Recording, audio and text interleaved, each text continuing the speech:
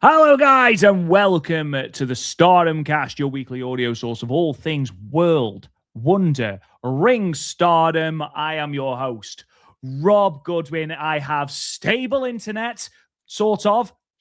Fingers crossed, everybody who listens to this podcast or watches on YouTube, cross every digit you have available. But I'm, of course, joined by my very patient co-host, Mr. Matt Turner. Matt Turner, how are you, brother?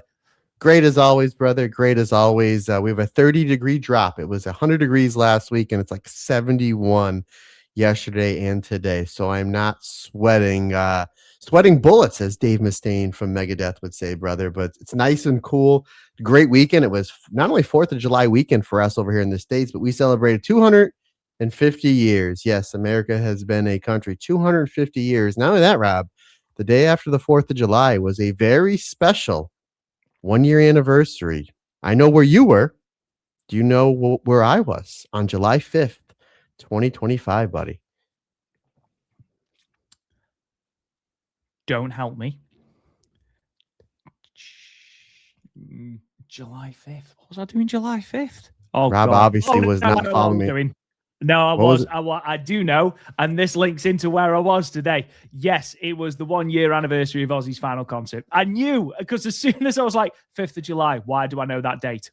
That's why 5th of July. It was all over Birmingham New Street Station today. Yeah, and I never went back and watched the concert. Like I even like the Ozzy parts, like I can only get through some of it, and I start getting like pretty emotional. So yesterday I started watching some of the concert, and I was like, boy howdy, what a great concert. Like I forgot like Gojira covered Under the Sun. I forgot that forgot Gojira were even there. I forgot Billy Corgan and KK Downing from Judas Priest did Breaking the Law. And I was like, wowzers, this was a phenomenal show. But I got all the way up to the Pantera parts. So it's funny because Amber came in. I had the door cracked open a little and Ace came running in. Then Amber came up and she literally came out and as Lamb of God was just starting. She's like, what is this? I was like, this is awesome is what it is. But yeah, I can't believe it's been a year since the Back to the Beginning concert. And on the anniversary that happened to be this past weekend was a Sunday, and Sunday after my Sunday job, I go and see my parents and my grandfather. So I went to I was sitting on the back porch with my dad. I said, Dad, remember what happened a year ago today? And he's like, I have no idea. And I pointed to the grass. I said, your youngest son ruined your grass by putting a slip and slide up. I remember Because that was a year ago. So usually my parents once a year during the summer, they do have a cookout. So we might be doing Back to the Beginning too, where we just rewatch the concert.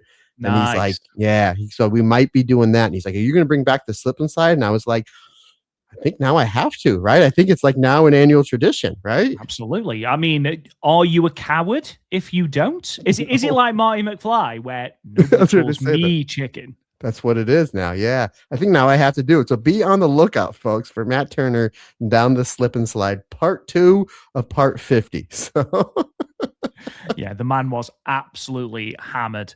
Yeah, I was actually in Birmingham today. Me and Kirsty went down for so she'd been bought a gift certificate from one of her friends to an afternoon tea, which is the most British thing you can possibly have. It's cups of tea and lots of cake and sandwiches and stuff, which is always delicious. However, there was an added twist because it wasn't just a cafe, Matt, it was a cat cafe. So we got to have this while surrounded by adorable cats, little kittens, and stuff like that. So we've had an absolute whale of a time. It is warm, though, and Birmingham is a warm place. But yeah, obviously they're celebrating the 1 year anniversary of the Back to the Beginning concert. So there's a mural up in Birmingham New Street. So obviously when yourself and your good lady wife are in England for All Out, we'll all in, not all out. We'll have to celebrate and we'll have to take it there. And also the Birmingham New Street station is mad. Like it's like an airport. Like there's Lebanese food, there's Thai food, there's Japanese food, there's Chinese. We just kept walking through the station, going, there's literally more food than we know what to do with. So yes, we'll have to take not just to the station. We will take you further afield in Birmingham, but yeah, we'll definitely have to check that out. yeah, I'm excited. I'm sure that you saw, like, I think about 2 weeks ago, they put Ozzy's chair that he had at the Back to Begin concert in the building that we'll be visiting. We're Amber is starting to hammer out some of the details now, so don't be so shocked if you get a group text between the four of us over the next few days. Which unfortunately, Robbie, you will have to answer back on said test because I know that is all. That's your weak point. That's your Achilles. That is your if you're Superman, that is your kryptonite, sir. That is absolutely. It's my color yellow if I was a Green Lantern. Yeah, it's not my strong suit. And I will also say, Darren, thank you for messaging me. I will check out the NXT match. I just haven't had a chance yet. And I apologize I haven't messaged you back. Mike, thank you for telling me about the flash sale for the All-In tickets. I haven't. I just have forgotten to message you back. I promise I will message you back. So again, just thought I'd get that out of the way because my timekeeping is awful. I mean, I don't even message Kirsty back and I live with her. So, but ladies and gentlemen, it's obviously Independence Day weekend. Unfortunately, Matt, the USA are not going to win the World Cup. They unfortunately lost last night to Belgium. So unfortunately, you won't be inheriting soccer as your own. However, England still just hanging in there. I don't think it's coming home, wherever home is. But have you managed to watch any of the World Cup? No. Cool. Let's move on then. No, Even though it is literally on your doorstep. No, I just haven't had the time, or no disrespect to our soccer/football fans. It's way down the totem pole as far as my favorite sports go. I know it's a massive buzz. They actually had a watch party in downtown Scranton the last few days. And it's funny because they actually brought a band in to play there, and it was Hanson. And of course, my first reaction was like, oh my God, Stan Hansen is going to be in downtown Scranton. And only a few people got the joke. They're like, no, the Mbop kids are going to be in downtown Scranton, but it's just not on my radar. Obviously, wrestling consumes, and my family consumes so much of my time. But I mean, everybody is going absolutely crazy about it. I know that the U.S. did pretty decent in the field. So, and I know that you guys are still alive, so I'll obviously be rooting for you. Outside of the U.S., I root for England because of you, Italy, because that's where my ancestors are from, and Japan, because, folks, I don't know if you know this, I really like Japanese wrestling. So those are the countries. Yeah. I don't know who else is left in said tournament, but I think I'm siding with you guys. I don't think Italy's left, and I don't think Japan is as well. Italy didn't even qualify. Oh, there we go. We were actually in Italy when they didn't qualify, and people were angry. But yes, so Japan are not in anymore. I believe it is France, Morocco, oh God, I don't know who's left in. England and Norway. Who's at the bottom? Spain and Belgium. And then Argentina and one of Switzerland and Colombia. So yeah, we're getting down to the nitty gritty now. I'll tell you my my joke I said on Sunday, and this will transition right into wrestling. I believe it was Morocco they beat. Was it Mexico? No, Morocco beat the Netherlands and then they beat Canada. Okay, it was Canada. Okay, it was Canada. So they were talking about on my Sunday job, and I was like, yeah, I heard Canada, they qualified, or they're in the final 8 or whatever. And then everybody at the restaurant was correcting me, like, no. Morocco beat them. I said, Don Morocco, the original Rock, beat the entire country of Canada. And there's no, yeah, even the dishwasher that watches wrestling, obviously he was born in the 2000s, was like, I said, that's even 20 years past your time, good sir. What the hell's a Don Morocco? Do your research. The original Rock. But ladies and gentlemen, obviously we are here to talk Stardom, and wouldn't you know it, last week when my internet decided to just die or explode, there was loads to talk about. This week, not a jot. There's literally very, very little, if anything, that has come out of Stardom this week worth talking about. But we have got some things we want to chat about. We'll obviously talk about the shows from this weekend on the 4th and the 5th. A marquee weekend for Xena, let's put it that way. 2 absolutely phenomenal singles matches there. We've obviously had the rivalry heat up between Saya Kamatani and Momo Watanabe, and to a lesser extent, Konami. Obviously, Captain Aya Sakura is taking charge of Cosmic Angels, pointing them back in the direction they've already been against God's Eye. But we'll talk about that later. It doesn't matter. Before we get into any of that, Matt Turner, what is coming up on our Patreon this week? Alternate commentary. Again, I said it last week. I was very timely with the Julia and Blake Monroe / Mariah May feud starting up on WWE SmackDown. I think it was the perfect time to continue the tradition I'm doing each and every week between now and the end of the 5-star Grand Prix. And that's watch and do some alternate commentary to a 5-star Grand Prix match. And Rob, wouldn't you know it? I did Julia versus Mariah May in the beautiful KBS Hall in the 2023 5-star Grand Prix. What a phenomenal, hard-hitting match that was. Have not seen that in quite some time. That was a real fun one to go back and call. And then this past weekend, I did release my review of Hazuki's run in not last year, excuse me, the same 5-star Grand Prix, the 2023 5-star Grand Prix. So all 8 matches, that review is on your feed. And then I'm scheduled to record and drop this weekend rivalry review. Last rivalry review, I did step out of the Stardom bubble and did Suri versus Chirashimoto. This one, I'm going to the world of Tokyo Joshi Pro with Miyu Yamashita versus Mizuki. You want to talk about some underrated classics that I don't think gets enough love in the Joshi world when we talk about the greatest rivalries / feuds in the last few years in Joshi. The Miyu Yamashita versus Mizuki matches are fantastic. So that review should be on your feed this weekend, my friend. And again, each and every Monday, I'll be releasing alternate commentary for a match from the 5-star Grand Prix in years past.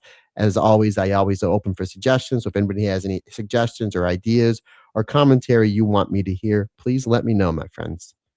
Now, obviously, not only is it a huge day because we get to record together, Matt Turner, but more importantly, a brand new series starts tonight, I believe, as we record. Is the Dark Side of the Ring, I believe, Series 7 starts tonight with a 3-part episode on TNA, which is mad that they've managed to fill. Well, I say that. I imagine you'd be able to do an entire series on the history of TNA, but there we are. But we don't usually bring this up. But Matt Turner, why on earth, for those who don't know, why might we be bringing this up this week?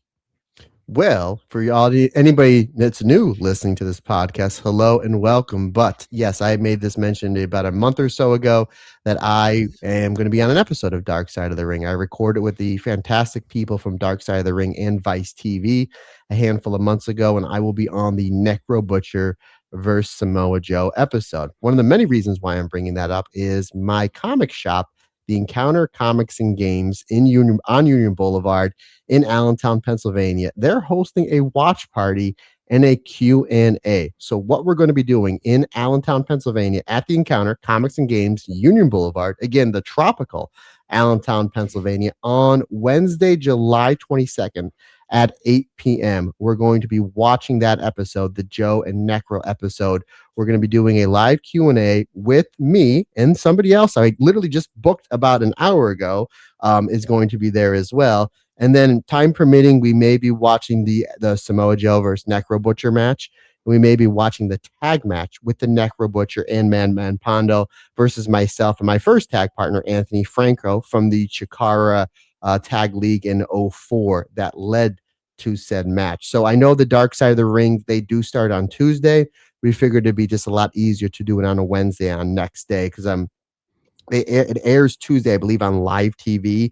The next day, it is available on the Vice TV app. So since we're going to have to be using a computer and probably a Fire stick to watch said show and put it up on a big screen at the comic shop, we figured it'd just be a lot easier to do it on Wednesday. So again, if you're going to be in the area, space is limited to about 30, 40 people, give or take. I mean, we can try to cram as many people in that building as possible. If you are in the area and you do want to participate in watching this live episode of Dark Side of the Ring and a Q&A, and then probably Joe versus Necro, please send me a message so I can reserve your spot. There is no fee. This is free. It's free to get in, and they're actually going to be doing a discount, I believe 25% off all toys at the Encounter Comics and Games. And they have a ton of wrestling toys, folks, a ton of Funko Pop figures. I mean, it's a treasure trove. It's a wonderland of a lot of great things that they have over there. So again, if you're in the area, or even if you're in the New Jersey, New York area, and you want to travel to watch this,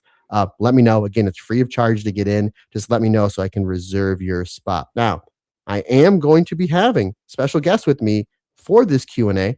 it's going to be my first ever tag partner, Anthony Franco. So he will be there live with me doing this Q&A. I sent him an offer a few days ago. He literally just sent me a message about an hour ago saying he will be there. So this way we can, if you have any questions about the match, from my perspective or his perspective, he'll be there as well. So it's gonna be really, really cool to have my first ever tag partner there, Anthony Franco. And I believe my current and forever tag partner, one Andy Header, will be there live as well. So it's kind of like having your ex-wife and your current wife in the same building. So that'll be really, really fun. But I'm really looking forward to them. I mean, the guys over the Encounter have been nothing but great to me for the years and years and years that I've been going there. And when a lot of people are asking me about, like, this is what you should do, or hey, are you having a watch party? Few people said I should have it at my house, and I was like, yes, my wife will love to have 30 wrestling fans that she doesn't know over at the house. I'm like, that's not going to work. And the first place I thought of was the comic shop, and I pitched them the idea. They absolutely loved it. So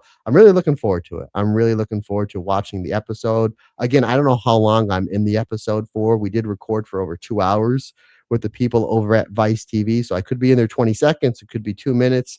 Regardless, I'm really looking forward to this episode, because I know that the people over at Darkside are starting to make the rounds promoting these episodes. And I know I was just listening to Chris Jericho's episode last week, which he is narrating the entire season yet once again. And they both did say that their favorite episode was the Joe and Necro episode. So it's gonna be really cool. It's gonna be really cool. And that match is free on YouTube. But if you haven't seen it yet, and you're gonna come to the Encounter Comics and Games, you can come and watch it on the big screen. You can watch it with us live. Because I don't think my wife has ever seen said match. So I think that'll be a nice little treat, nice little romantic night out, watching Samoa Joe and the Necro Butcher just beat the crap out of each other and the ECW arena from a match over 20 years ago. Now, obviously, I don't want to step on any toes in regards to the Q&A. We had a really good discussion about this last week, and none of it was usable, and that was what annoyed me the most. I don't want to ask you too much, because obviously I want people to come to join you with the watch along, because I think it'll be really good. I do need to ask, obviously, how legitimately, for lack of a better phrase, pissed was Joe heading? Because obviously, there's the whole, was it a work, was it a shoot, or was it a little bit of both? How much? Because you told me Punk's reaction when Punk found out what had happened to you and Franco during the tag match. I don't know whether you want to tell people on air what he said, but what was Joe's reaction, and was it a case of, right, I'm going to kill him? I didn't see Joe, because you have to remember, Joe would only come in to do spot training with us when the Ring of Honor was doing shows on the East Coast, and Joe would stay at Punk's place in Philadelphia. So I didn't see Joe until the day of the show. I did mention last week, and I'll mention that this week, because again, obviously we couldn't use the material last week because your internet was below average. Let's just put it at that. That I was supposed to work that IWA Mid-South show with Joe versus Necro. I was supposed to be on the pre-show, but when I got to the building, there was a double shot scheduled with CZW. So CZW was at night and IWA Mid-South was like in the afternoon. And they said they have to cut a match. They're like, well, we're going to cut the pre-show, whatever. I think I was working one of the IWA Mid-South training kids, and I was already there. So Punk was wrestling Homicide, and he's like, Matt, just come out with me like you do at Ring of Honor and second me, because then me and I think the rest of the Ring of Honor kids, which was Hagedorn and Franco, and Davey Andrews, we had a double shot in Quakertown, which is about an hour and change drive later, right after that. So we left, I think, right at intermission.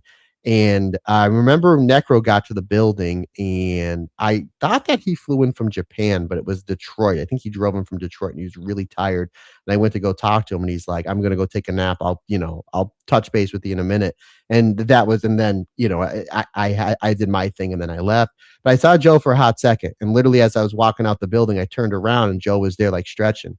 And I was like, I looked at him, shook his hand. He kind of just nodded, and he was in the zone.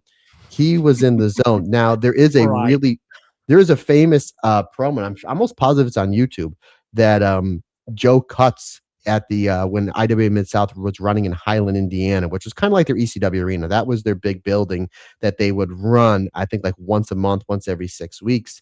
And from what I understand, Punk was out early. he did his match, and then he would go and do commentary for the rest of the show. Well, and I could have some of this right, some of this wrong. I don't know, but they told Joe like there was already a lot of rumors going around that they want to see a Joe versus Necro match at the ECW arena because the building was booked, and then because of what happened with us, it kind of gaslit it. And from what I understand, they told Joe either when he got to the building or right before he went out. I think he wrestled Brad Bradley, who did a whole bunch of work for OVW, almost got signed. He was like 5 years too soon. And then he wind up beating Brad Bradley. And they said, again, I think it was either on the way out to the ring or when he got to the building, like, hey, you're wrestling Necro on that show for in Philly at the ECW arena. After your match, we want you to cut a promo. And so he goes and cuts the promo. And this is, again, pre-YouTube. There's just message boards. Again, we're early 2000s. And I remember I went over to a buddy of mine's house to watch either a no, it was because WCW was done. I think it was like a WWE pay-per-view where I went over there for something. And as soon as I walked in, everybody's like, hey, did you hear about that promo that Joe cut on Necro? It's all over the message boards. I was like, no, what did he say? Basically he said, like, hey, you want to get drunk and get all pilled up and beat up a couple kids that me and him, and pointed to Punk, helped train. He's like, come to ECW arena, you're bleeping dead, and spiked the microphone. And then everybody, from what people on the message boards were telling my friends to get back to me, is everybody turned around and looked at Punk, because Punk's our main trainer. Joe was just like the seasoning on top of, he was like the cherry on top. And everybody looked at Punk, and Punk's like, I had no idea. Like, I have no idea this match was booked. I had no idea he was going to cut that promo, but hey, we're here. We may as well make a go of it. So since there was so much steam behind this match, I think they kind of knew what they were getting here. And I think they kind of treated it as like a work shoot. Because again, you watch the match and it's just like, so they're snug, and then there's like, hey, we'll apologize later. And here we are 20 some years later, obviously still talking about it. And it's an episode that's going to air on, award-winning Dark Side of the Ring here in just a couple of weeks. And again, from everything that I've listened to from the great people at Dark Side of the Ring, talking about how they're like, this is one of my favorite, they've been saying this is one of, if not my favorite episode of this season that they filmed. So yeah, I'm super excited for it. I'm super excited for this match to get more light on it. There was a famous YouTuber about 2 years ago that did a spotlight on this episode, and they did their research and they went back and actually tagged me in certain things. And I messaged this person. He was just somebody that liked doing pop culture. I forget his name, and they've actually talked about it. The Evan on for Dark Side of the Ring actually talked about it on Jericho's podcast this past week. He mentioned it, and he's like, he thoroughly did his homework. I'm like, he did, because he mentioned me, and all the facts he had on my match were all dead on.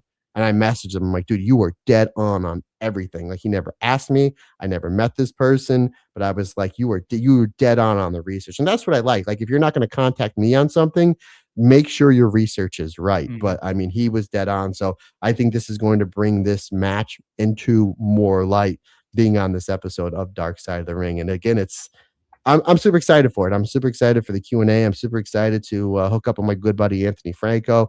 I'm excited. I hope as many people come to this as possible. Speaking of which, Rob, for 2 years, you've been dogging on me that I did not go to Texas for that Hanako.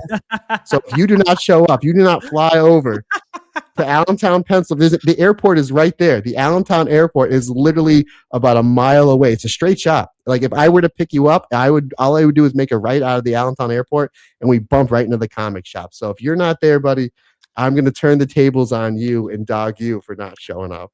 No, that's fair enough. Just remind me of the date. The 22nd. 22nd of July. Right. Okay. Yeah. I'll look into my calendar and just see if I'm available. See if Kirsty wants to make the what would it be? 12, 13, 14 hour round trip. And then we'll be seeing you like a month later anyway. I'll make sure Amber makes cookies. I mean, cookies could sweeten the deal, to be fair.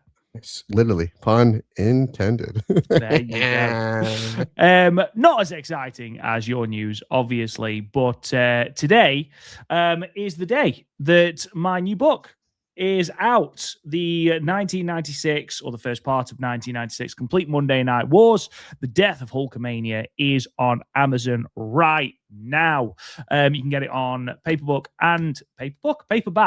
and on Kindle as well. So if you haven't got it already, you can go and buy it now. There are people that have already bought it, which is very, very humbling and very exciting. So thank you to everybody who wants to read over 550 pages of me rambling about January 1st all the way through to Bash at the Beach 1996, which of course happened 30 years to the day, which is perhaps the only bit of planning that I will ever do for book releases, but I thought it was quite nice that it fit well with that date. So yes, obviously the 1995 book is already on Amazon as well, The Declaration of War, so you can go and check that out. There is also free samples that you can download of all the books that I've got on Amazon, so you can go and check them out as well.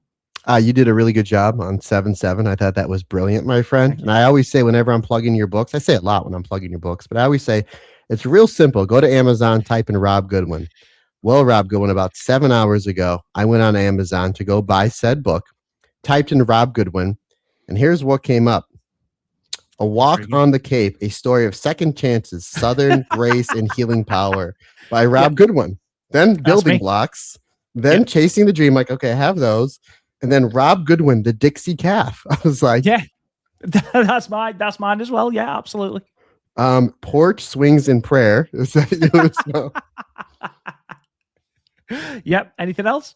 Yep. This is a really this one is $45. So I hope this one must have been this one, Rob. You need to tell us this one. You must have really wrote really well. Eclipse in Mission by Rob Goodwin, $44.49. I mean, I've literally written it in gold leaf. That's why it's that much. Must be.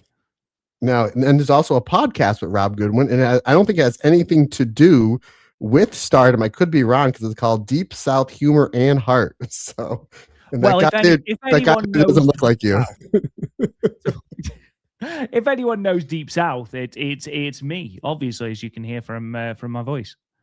So yes, folks, if you want to buy Rob's books, make sure that you're it's the wrestling ones. I think I just typed in Rob Goodwin. I do some searching because usually you just type in your name and they're all right there. I was like, is he writing like these love mystery novels that I just don't know about? Under a pen name, mate. Under a pen name.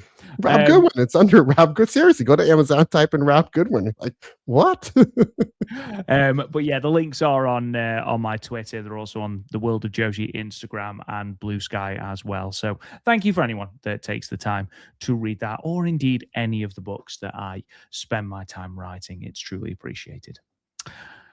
Right, Matt, let's talk then about the 5-star Grand Prix. We did talk about in a Frankenstein way the fact that the 6 members of the roster that were going to enter the 5-star Grand Prix qualifiers for those final 2 spots had been announced: Akira Kurogane, Emma Maishima, Kikyo Furusawa, Motoi Hamabe, Ann Kanai, and Kyoka Kotatsu. I obviously went out on a limb and said that I thought Motoi Hamabe would beat Kikyo, and I also thought that Ann Kanai might secure her first singles victory. Sure enough, obviously, both of those were wrong. Kikyo Furusawa has beaten Motoi, and Kyoka Kotatsu has beaten Ann Kanai, which means that our final 4 is Kikyo Furusawa, Kyoka Kotatsu, Akira Kurogane, and Emma Maishima. The finals of the qualifiers, and we were talking about this, Matt, before we went on air, aren't at the upcoming Korakuen on the 8th of July, which is very strange, which means by the powers of deduction, the finals have to take place on the show on the 11th in Fuji, because it's the only show before the 5-star Grand Prix starts on the 18th of July. Matt, obviously, we only have a 2 in 4 shot of getting this right. Of the 4 women left in the tournament, A, were you surprised that Motoi went out?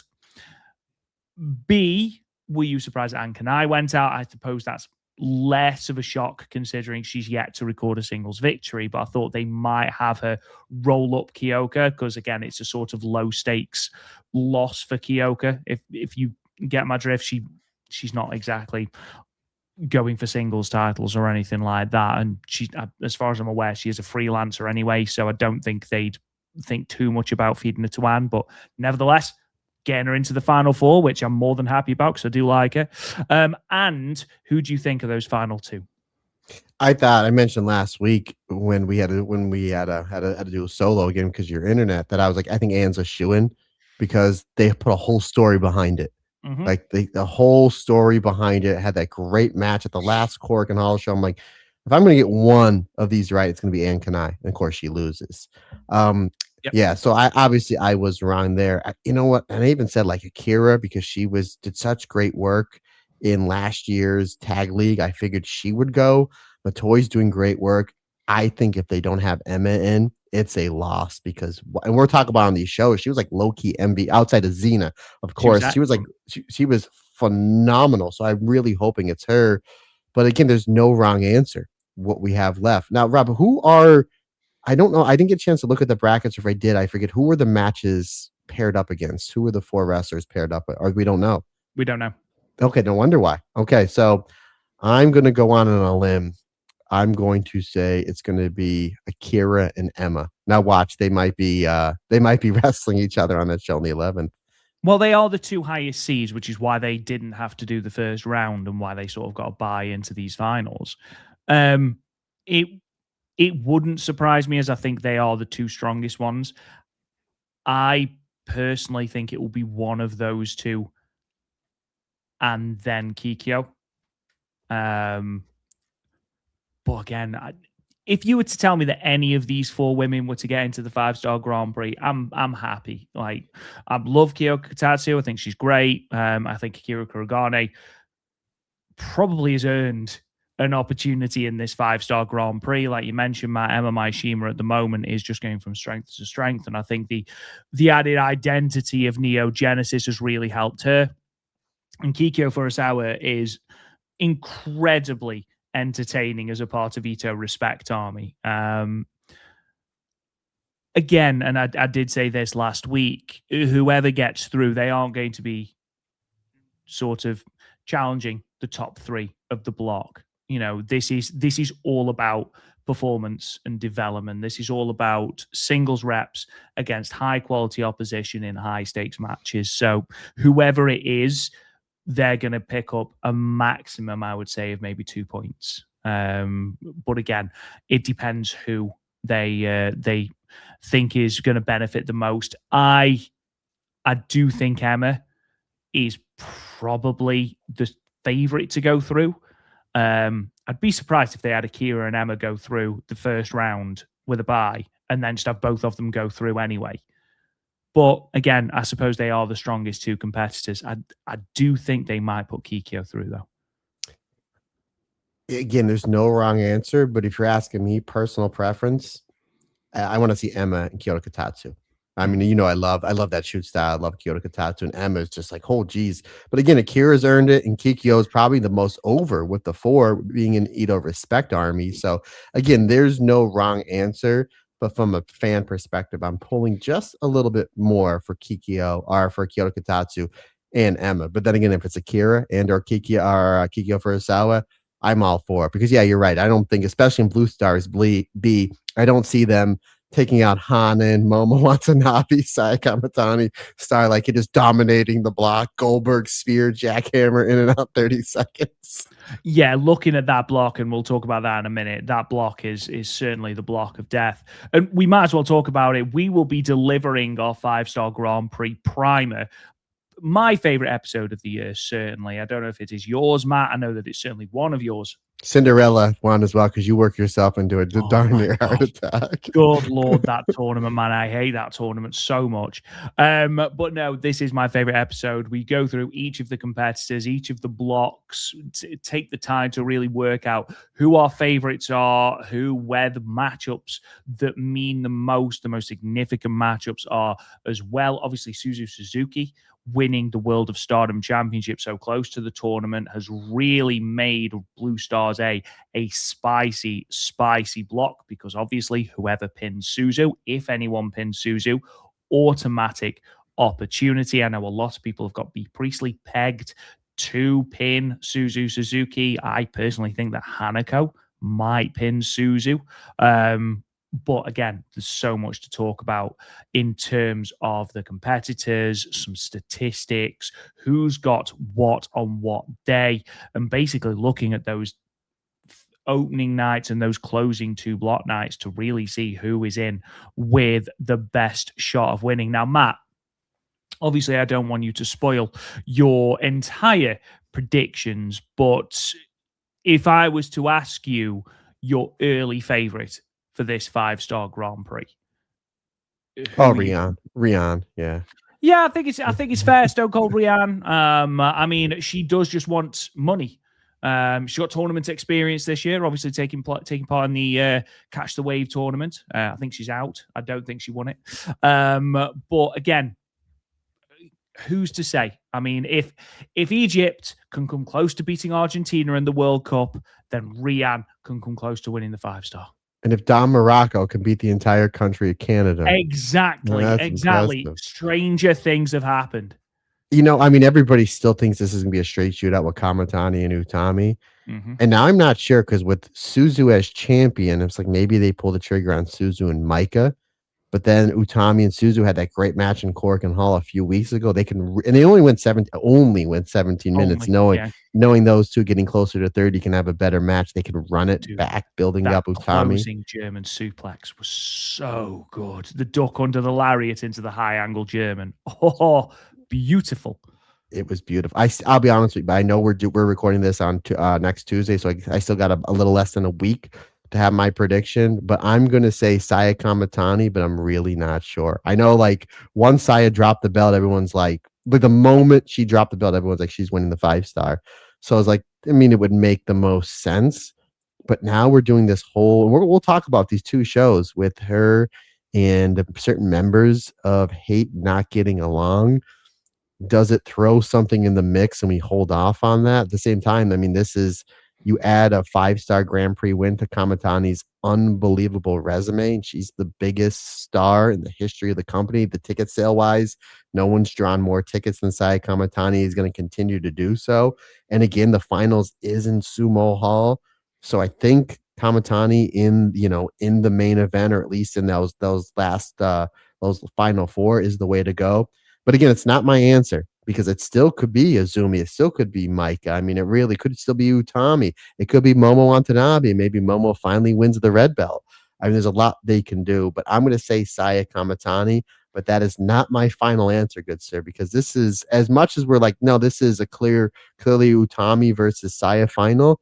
Now with Suzu holding that belt, I think it kind of throws a little different things in the mix in a good way. But let's say you, sir, who do you think is your early favorite to win said tournament? I think Kamatani is the odds-on favorite. I think the fact that you could quite easily have her lose to Momo in the blocks and then beat her again in the semi-final or indeed one of the playoff matches at Korakuen. Or if she wins the belt, they can run it back there. Yeah, absolutely. I mean, there's plenty of options in terms of finalists. You could have her beat Micah because of that history of the turn. That could be where you do that singles match with Utami. If I was Stardom, and I'm not, obviously, I think your money match for Ryogoku is Kamatani and Utami. With this being the first 5-star Grand Prix at Ryogoku, you need a hard-hitting match, one with history, one with lore, and I think that could well be Saya Kamatani and Utami. Obviously, the tournament action itself is going to be spectacular. The match quality is never anything short of that, but I think if you want to do a sizable number at Ryogoku, which obviously Stardom are now used to doing, if Dream Queendom's numbers are anything to go by, I think Kamatani and Utami is the way to go. Here, I mean, I totally agree, and that's the final as a fan I want to see. The only thing is, you don't have time to build it because we won't know that exact final until like 2 hours before it happens because of the final 4. You'll know if they are both in the final 4, which obviously we will know prior to the show because the semifinals and the finals are both on Ryogoku. They're going through. They're not going to put Utami on one side of the semis, Kamatani on the other, and not have them meet in the final. Here it is. I'm going to throw a little Mickey at you. What if it's Micah or Sayaka Korora, and then Saya finally beats Micah because she hasn't been able to do so in 4 years, or she uses this to get her win back on Sayaka Kurora, and then we wait to build up until we can actually build. We know going into said show it is Saya versus Utami. There's a lot of different ways they can go about it. I know the easy answer is Saya versus Utami, and that's probably the smart answer. Again, maybe it's just because we do a podcast with Stardom and we overanalyze with Stardom We do. that maybe sometimes we think a little bit too much about it. Where the easy answer is Saya and Utami. So again, we'll see how that happens. But again, whoever these final four are going to be on that night, it's going to be four big ticket drawers. Plus, if Suzu and or Hanan aren't in the final four, I think we need to see a red belt and a white belt match on this show. Because again, they want to try to draw 9, 10,000 people. They want to try to outdraw the G1.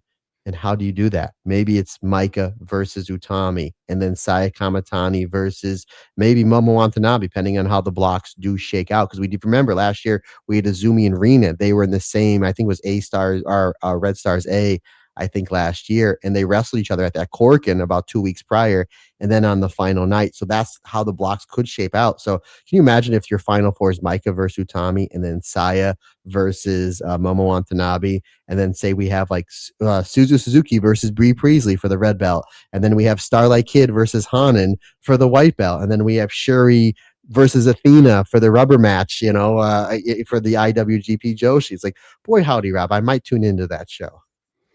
I mean, you mentioned Sayaka Kurara there.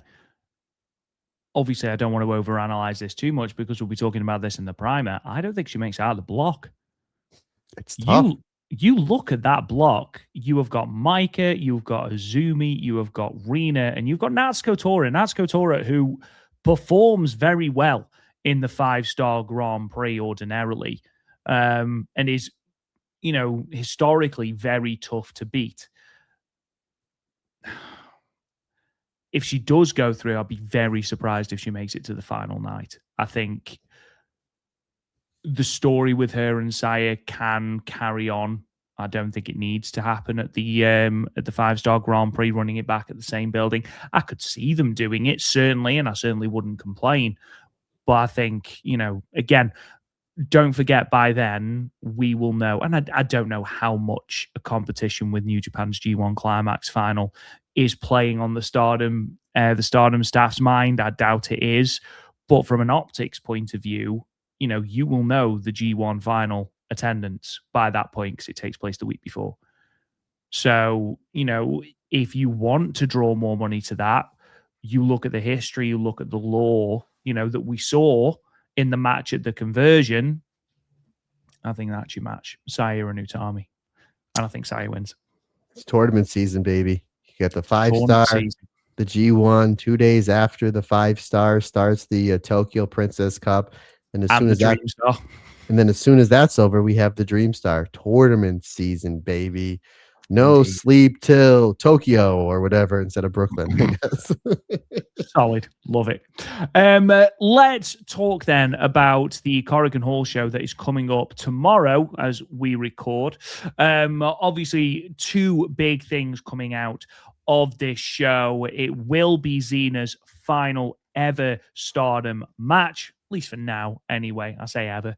Xena will be taking on Waka Tsukiyama in a special singles match. Great to see Waka back on the shows. And obviously, with all of the history between Xena and Waka, dating all the way back to Club Venus, I think this is going to be a very emotional match. I think if you aren't going to do Xena and Micah, which they've already done, I think Xena and Waka is the perfect singles match to do there. And it's going to be highly emotional, and it's going to be an enjoyable match to watch. And then on the opposite side of the card, we have got O2 line Azumi and Miyu Amasaki defending the Goddesses of Stardom championships for a second time, this time against Cup High Mate, which is Micah and Hanako. So let me fill in the rest of the card for you all then before I throw to Matt. As I mentioned, Xena and Waka Tsukiyama is currently scheduled to open the show. We've got a three-way battle then, Hanan, Rina Yamashita, and Fukiken Death. 6-woman tag next, Neo Genesis, Starlight Kid, Mei Seira, and Emma Maishima taking on the Ito Respect Army, Maki Ito, Kikyo Furusawa, and Rian. We've then got a 4-way tag, Sayurida and Matoy Hamabe versus FWC, Hazuki and Koguma, the team of Utami and Fuwa-chan. I'm all about that. And the team of Momo Watanabe and Konami. We have then got a 12-woman tag, all 6 members, with the exception of Tomoko Inoue, of God's Eyes, Theori Amisori, Hina, Lady C, Rani Yagami, and Kyoko Tatsu, taking on Cosmic Angels with Captain Aya Sakura, Sayaka Kurara, Natsupoi Theoriano, Yuna Mizumori, and of course the newest member, Anne Kanai. We've then got a 6-woman tag in the semi-main. Mivita Loka, Suzu Suzuki, Itsuki Aoki, and Akira Kuragane taking on H.A.T.E, Sai Kamatani, Ruaka, and Azusa Inaba. And then the aforementioned Goddesses of Stardom Championships match. Matt, obviously, I believe this is the final Stardom show for Hazuki, Shiori, Rani Yagami, and Fuwa-chan before they go off onto their American excursions. All in all, and I don't mean this in any sort of disrespectful way, this is the final Korakuen before the 5-star Grand Prix, so you don't want to set up too much ahead of the tournament, obviously. With the exception of Xena and Waka and the main event, obviously, feels like a rather underwhelming Korakuen Hall card. And I know that we get multi-women matches on a lot of cards. I know that you're going to be talking about a lot of these multi-women on these 2 shows, which are fantastic. And the match quality is always good. It's Stardom. We expect that. But it's a little bit of an underwhelming Korakuen Hall show, isn't it?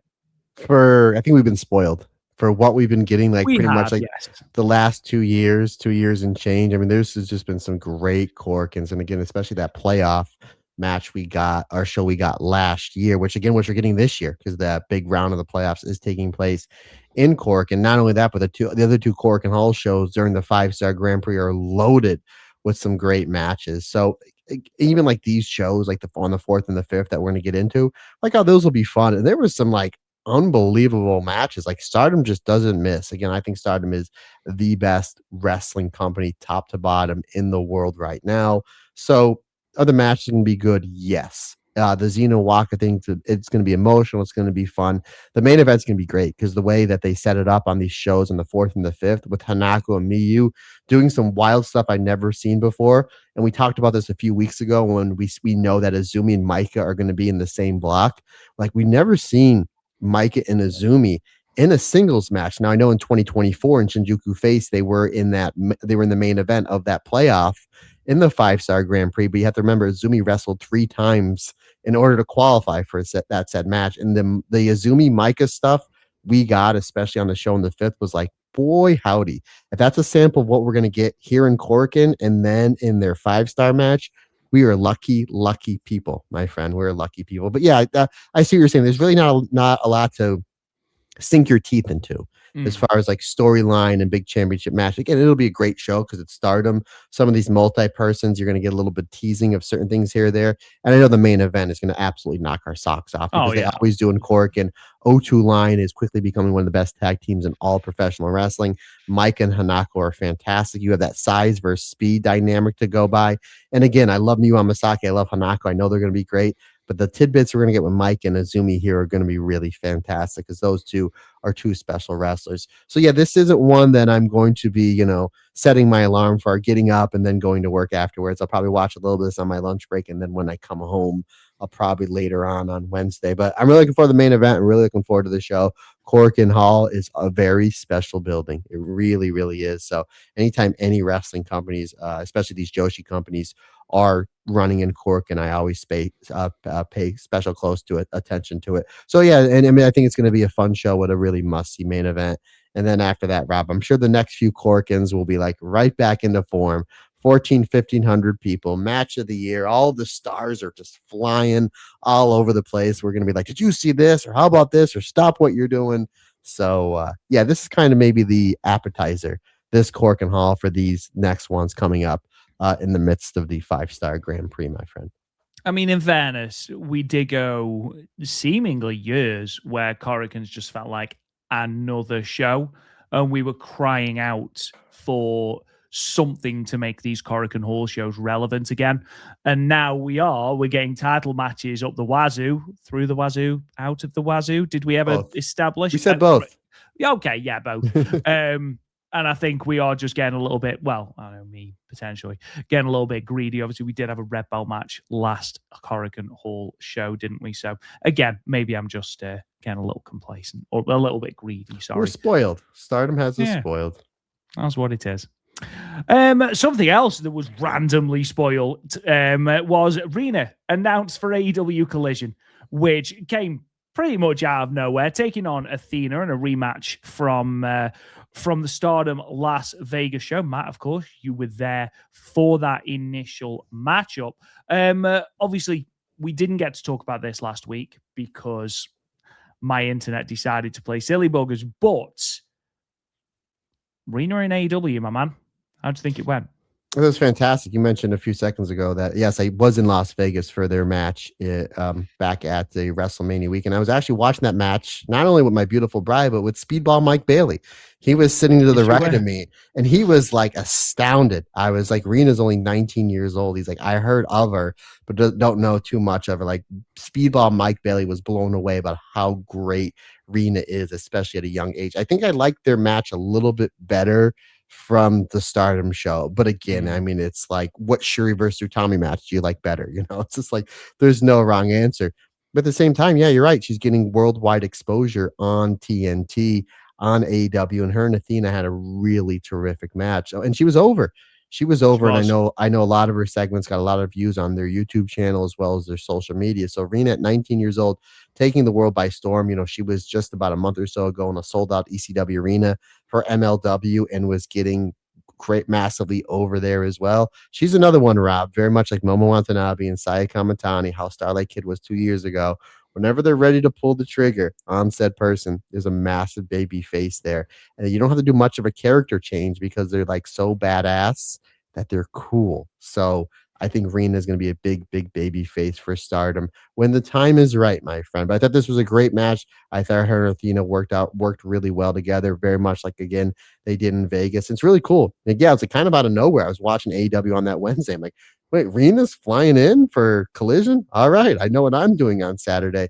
It's great seeing her. It's great seeing the more Stardom wrestlers get, you know, in front of the AEW cameras. I know some people are like, oh, they keep losing. I'm like, I mean, I get that, but like, do you understand like how much more views they're getting being on worldwide TV instead of just the Stardom and the Joshi bubble? Like, this is massive. AEW is such a massive company. So I don't mind the wins or losses.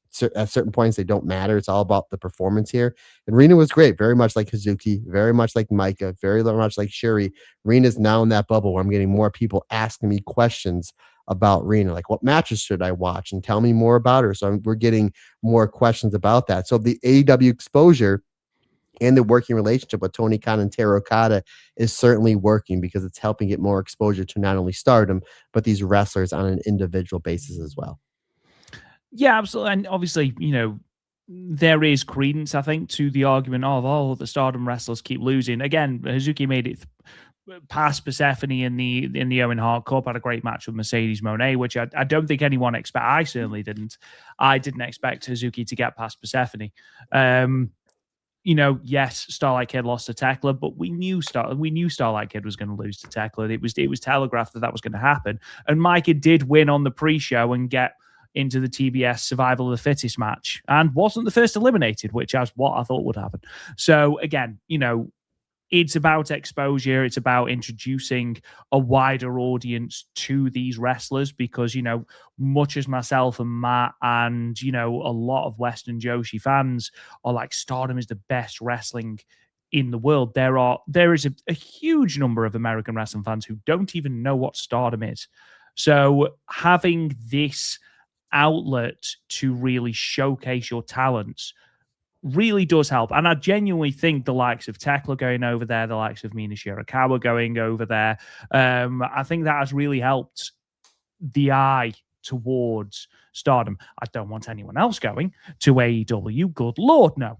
But again, I think it has helped certainly with exposure for the company, even if they aren't necessarily winning championships. True. And again, folks, that's part of our job. We want more people to watch this great professional wrestling company, World Wonder Ring Stardom. I did talk about last week the fact that we do have a full card for Spark Joshi's Nothing Else Matters on the 12th of July from the Mecca, Ridgefield Park, New Jersey. Hazuki will be defending the Spark Joshi World Championship against Danny Mo. The second time in 2 days, she'll be facing Danny Mo in singles competition. Rani Yagami is also in action on this show. She's in a three-way match with Tiffany Avatar and the fantastic Brittany Blake as well. There are meet and greets for Hazuki and Rani Yagami. I do believe, though, Matt, you'll be able to tell me a little bit more because I know that obviously you and Andy Hedder will be there on the scene for some live reporting. I believe you do have to have a show ticket for them. No, you can buy the meet and greets, but that doesn't give you entry to the show. That's right, isn't it? Yes. My guess is like any meet and greet or anything that you're going to, you have to have, like you're going to Comic-Con, like you may buy the meet and greet to meet Hayden Christensen, which he will be at this year's New York Comic-Con, but you can't get to that part of the booth until you scan in. So my guess is like you have to have a ticket to get in to do the meet and greet. I know there's special sales going on. Again, this show is just a few days away. I'm a big fan. 1 p.m. bell time. I might be home by dinner time on a Sunday and hang out with Andy Hatter and meet Hazuki again. And hang out with our buddies, the Stepdads. Our buddies, the Stepdads, are on said show. Really great guys. Some of our favorite tag opponents we've ever had. So this will be a fun little Sunday. And I'm really excited for that main event. Danny Mo is fantastic. I think it's a matter of time before she gets signed to one of these major companies here in the United States, whether it's TNA or MLW or NXT or AEW, because I think she's terrific. And Hazuki's one of the best in the world. So I'm really looking forward to this show. And again, myself and Andy Hedder will be live on scene for some reporting. And we will be reporting back all the shenanigans and offbeat shenanigans that we were up to later on or sometime next week, my friend. So not only the 5-star primer to look forward to, but we'll talk about myself and Andy Hedder getting into some offbeat shenanigans in New Jersey.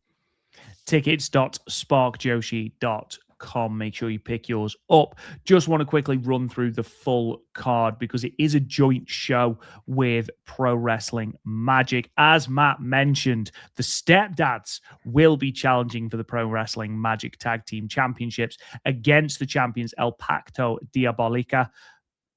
Sure, I'm pretty sure I nailed that, but we'll go with it.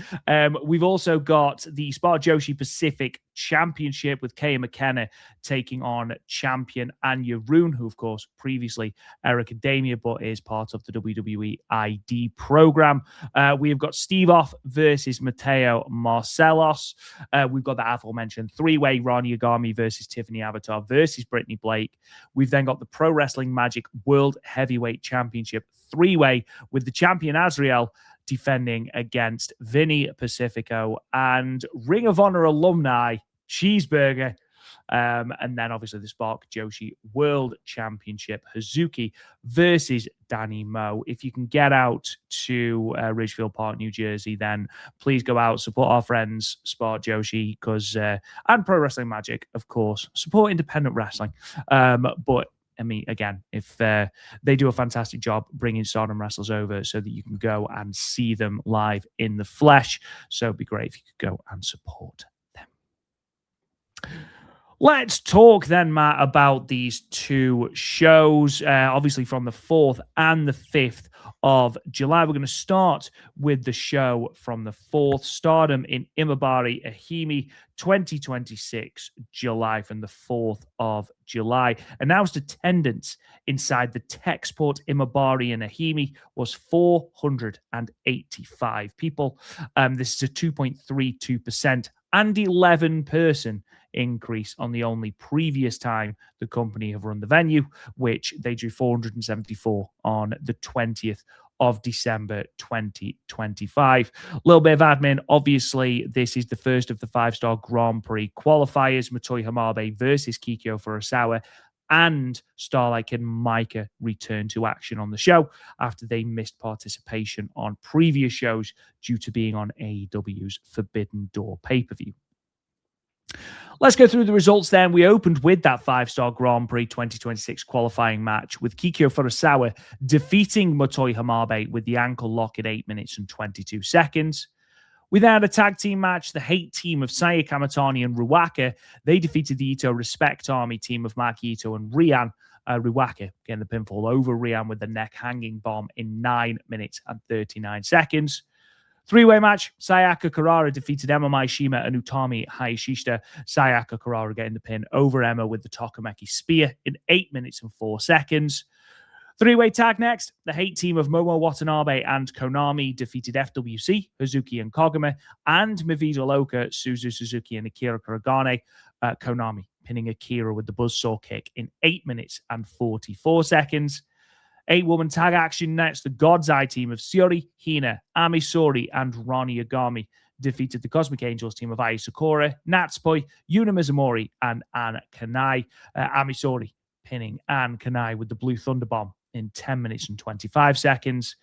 Semi-main event, probably the match we're going to spend most of the review talking about. Sayori Ano defeated Xena with a special pottering in 13 minutes and 26 seconds.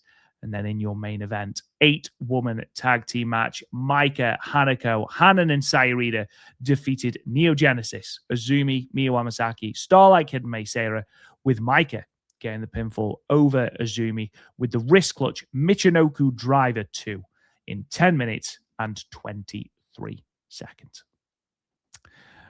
Matt, we open with that 5-star Grand Prix qualifier. I've already laid my cards on the table and said that I assumed Motoi Hamabe was winning. Obviously, more of a focus on Motoi having just joined Stars. But no, Kikyo Furusawa got the win. And you know what? Deservedly so. I'm a big fan of Kikyo, big fan of her offense and the fact that she is a submission-based wrestler, which is very exciting. What were your thoughts on this match? This was a great build. Like, you start with the lockup and the chain wrestling, and it's great, solid wrestling. That's your foundation of the match. And you're right, Kikyo's a submission wrestler, and so is Motoi.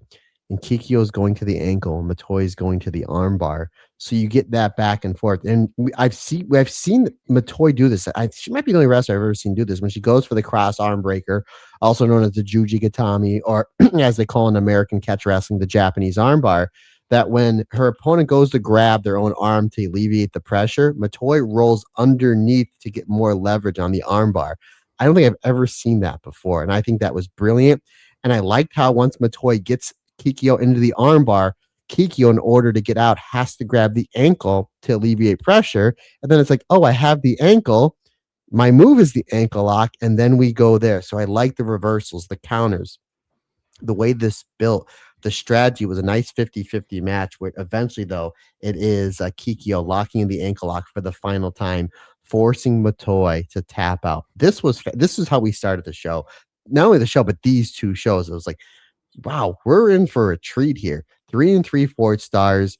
Can you imagine? I mean, they had great chemistry. These two worked really well. Can you imagine what this match is going to be like in 2, 3, 4 years in a big 5-star Grand Prix match, or the Future of Stardom Championship, maybe later at the end of this year, or maybe for the white belt, or maybe even for the red belt? Because I don't think there's a ceiling at all for Kikyo Furusawa and Motoi. I think Kikyo is very well over with the audience, and a lot has to do with her team with Maki Ito. And we're going to get into Maki Ito because, boy, howdy, is she taking Stardom over by storm. And the fact that she works well off Maki Ito and understands crowd psychology. And Matoi's getting there. I think and I mentioned this last week, Matoi's offense is different from any other member of Stars. And it needs to be because of the start and stops we've seen with Stars over the last 2 years, with Mayu leaving, with FWC getting thrown out, and then B. Priestley comes in, and then she turns, and then Uriah-Hime's injured, and Momo Kogo's injured. So I think Motoi, her style is completely different than Han and Saida and Momo Kogo and Uriah-Hime, but that's what works best for her. I think she'll flourish under what she's doing now, and I'm excited to see what these two wrestlers are going to do post 5-star Grand Prix. And again, maybe Kikyo does make it into this year's tournament. I loved it. Again, for how stacked this roster is in Stardom, these rookies and wrestlers have been wrestling a year, 2 years, are really, really shooting up the ranks really quick. 3 and 3/4 stars. I thought this was fantastic. Well, you've mentioned Maki Ito, Matt. Follow that up. Her and Rian against Saya Kamatani and Ruaka. I must admit, Maki Ito versus Saya Kamatani was not a match that I sort of, if I was thinking about my dream matches in Stardom, it's not something that immediately jumped out to me. However, it is now. I have, again, for those of you who follow myself and Indie Header over on Talk Joshi, first of all, we thank you. But we've only been really doing a deep dive into Tokyo Joshi Pro like the last year or so, pretty much when we got towards the end of last year's Tokyo Princess Cup. But a lot of our listeners were saying, like, this is kind of a low-key dream match with Kamatani on one side and Maki Ito on the other. Because Maki Ito has been kind of the most flamboyant and one of the most over wrestlers in Tokyo Joshi Pro the last few years. And Saya Kamatani is Saya Kamatani. So it's like, maybe a big singles match. And again, I mean, the only way that they can meet in the 5-star, it's the finals. I don't think they'll go there. But at the same time, when Stardom's ready, they have a ready-made main event that'll sell out just about any building in Japan. So that was just all sorts of fun. Rian, I just think is perfect here with Maki Ito, and the team with Ruaka and Sai Kamatani here really worked well. We see Ruaka doing most of her tag work, obviously with one Natsuko Tora as part of BMI 2000, and Ruaka also teams really well with Momo Watanabe and Kunami. So I do like Ida and Ruaka working together as a team.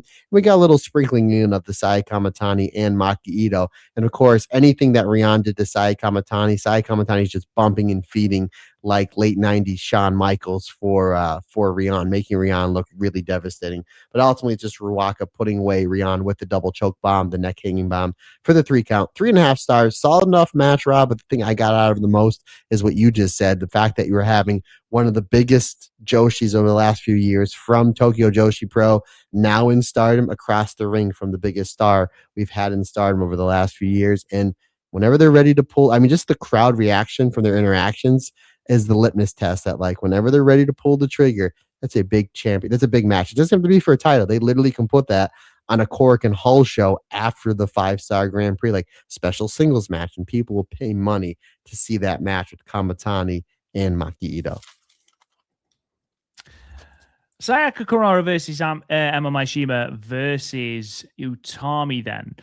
Matt, you've got a match here with 2 former World of Stardom champions, and yet it's Imabari-Ehime who you highlighted before we went live, saying she might be the low-key MVP, aside from Xena, of these 2 shows.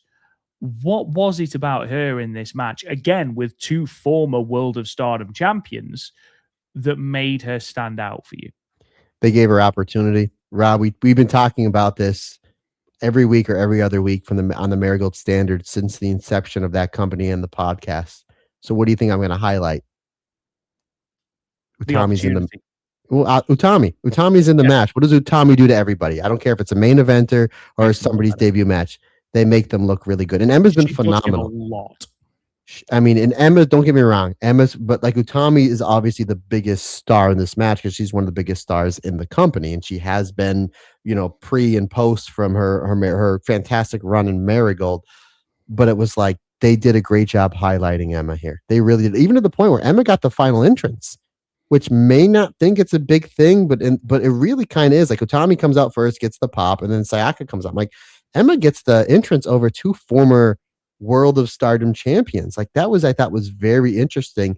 And 3-ways can be tough to do, especially when you have 3 different styles. And again, Utami's kind of newer to the company because of she's gone for 2 years and Sayaka Kurora wasn't there and Emma wasn't there. So now we're having a lot of different styles here that could kind of make the match kind of go downhill really fast, but it didn't. And that just goes to show you, one, how great Utami is and how fast Sayaka Kurora is picking up wrestling with the main eventers.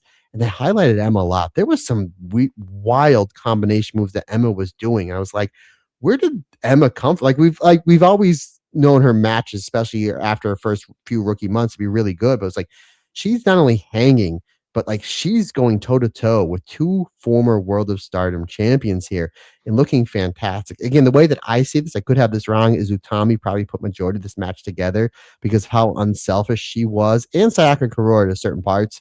I thought Emma was terrific here, and I really now want to see a singles match with Utami and Sayaka Kurora because I thought their interactions were really great. But ultimately, it's Sayaka Kurora putting Emma away with the spear. As far as three-way goes, again, they're really tricky to do. This one worked on so many levels, and it got Emma over, even in a loss. And it makes me want to see Sayaka versus Utami in a matchup. Again, that could be one of your big playoff matches in the 5-star Grand Prix. Again, more on that in our 4-hour primer next week, folks. 3 and 3/4 stars for me. I thought this was terrific. Three-way tag between Mivida Loca, FWC, and Momo and Konami. The company are really, really playing on solidifying the bond between Momo Watanabe and Konami, just to make sure that when we do eventually get this, whether it is a split between members of H.A.T E or whether it is just one member of H.A.T E being thrust out, whether we get H.A.T E Wolfpac, Wolfpac is back causing mass destruction. Whether that happens, exactly. We know what side Konami is going to come out on. It's Momo's side. And a victory here only works to solidify that against two strong teams. Lots to unpack what you just said, buddy. So, okay, considering the fact that today, as we record, is not only the release of your book, by the way, go on Amazon, type in Rob Goodwin, the wrestling books, not the romance novels. I don't think Rob makes residuals off that. I don't. They're not me. They're not me, guys. Don't buy Eclipse of the Moon. Buy the Monday Night Wars, folks. So, okay, here we go. 30th anniversary of the NWO. NWO black and white. What are H.A.T.'s colors? Black and white. So they split. They went Wolfpac. What was the Wolfpac colors? Black and red. What Stardom member that just came back wears black and red? Utami Aishi. Oh, does Utami lead H.A.T E Wolfpac? I mean, it just doesn't quite have the same ring to it, King's does it? Wolfpac, Queen's Wolfpac, where it's a wolf with the crown on it. And then Io's Queen of the Ring, and considering she started this whole thing, man, there's a real deep dive there. King's Wolf Queen. It works. It works. Ooh, dun, dun, dun, dun, dun. It's honestly, what a banger of a song. It's on my Spotify playlist. I love it. I do want to say on this graphic, Suzu Suzuki's hair is really on point here. Like she's working it, shouldn't she? Yeah, I agree. Champion of the world, buddy. Champion of the world. Absolutely. Once this match started, I was like, okay, Akira's definitely taking the pinfall. Yeah, bless her. This was fantastic because we got to see some Suzu versus Hazuki violence. And I was like, wouldn't mind that match after the 5-star because Suzu is going to do really well in the 5-star, whether she wins it or not. Probably not, but she can do really well. Hazuki's going to do really well in the United States because she's Hazuki. Wouldn't mind seeing that sometime in the fall because that was great. Momo and Konami as a team makes sense because they both kick a lot. They're both really hard hitters. Give me FWC versus Momo and Konami. Towards the end of this match, they did a great job building up Akira. And I'm like, clearly I know why, because she's eating the fall. Akira and Suzu Suzuki. That's a team I would not mind seeing, would actually prefer seeing when we're getting towards the Goddess of Stardom tournament. I know you're saying that one tournament at a time. We didn't even start yet. I'm just saying, I'm putting it out there. Suzu and Akira as a tag team in the Goddess, I will definitely take. This worked on so many different levels because there's so many different things that you got in this. And you mentioned about 2 minutes ago, partner, the one thing that they got really over is the bond of Konami and Momo Watanabe. So again, that may play into something once they go to H.A.T E and H.A.T E King's Journey Wolfpac or whatever we're going to call it. This worked on so many levels, and I love the finish. This was a really great, hard-hitting, blitzing finish towards Konami and Akira. And I also like Suzu versus Momo. I was kind of hoping Momo and Suzu would be in the same bracket because they can run it back. Like if Momo would beat Suzu, and then maybe they run it back where you get that instant rematch, very much like we got last year with Suri and Konami and B Priestley. We got 3 times with B and Saya, and then Tomoka Inaba and Starlight Kid. Just an embarrassment of riches. I would like to see Suzu and Momo go at it for the World of Stardom Championship as well. I got a lot out of this match, but again, the main story I got out was just the bond of Momo and Konami. 4 stars for me this worked on so many levels, my friend. God's Eye versus Cosmic Angels then. And again, Amisori secures the victory with the Blue Thunder Bomb. Aya Sakura in charge of Cosmic Angels. She did say the idea of a leader is an outdated concept. She would prefer to be known as a captain. What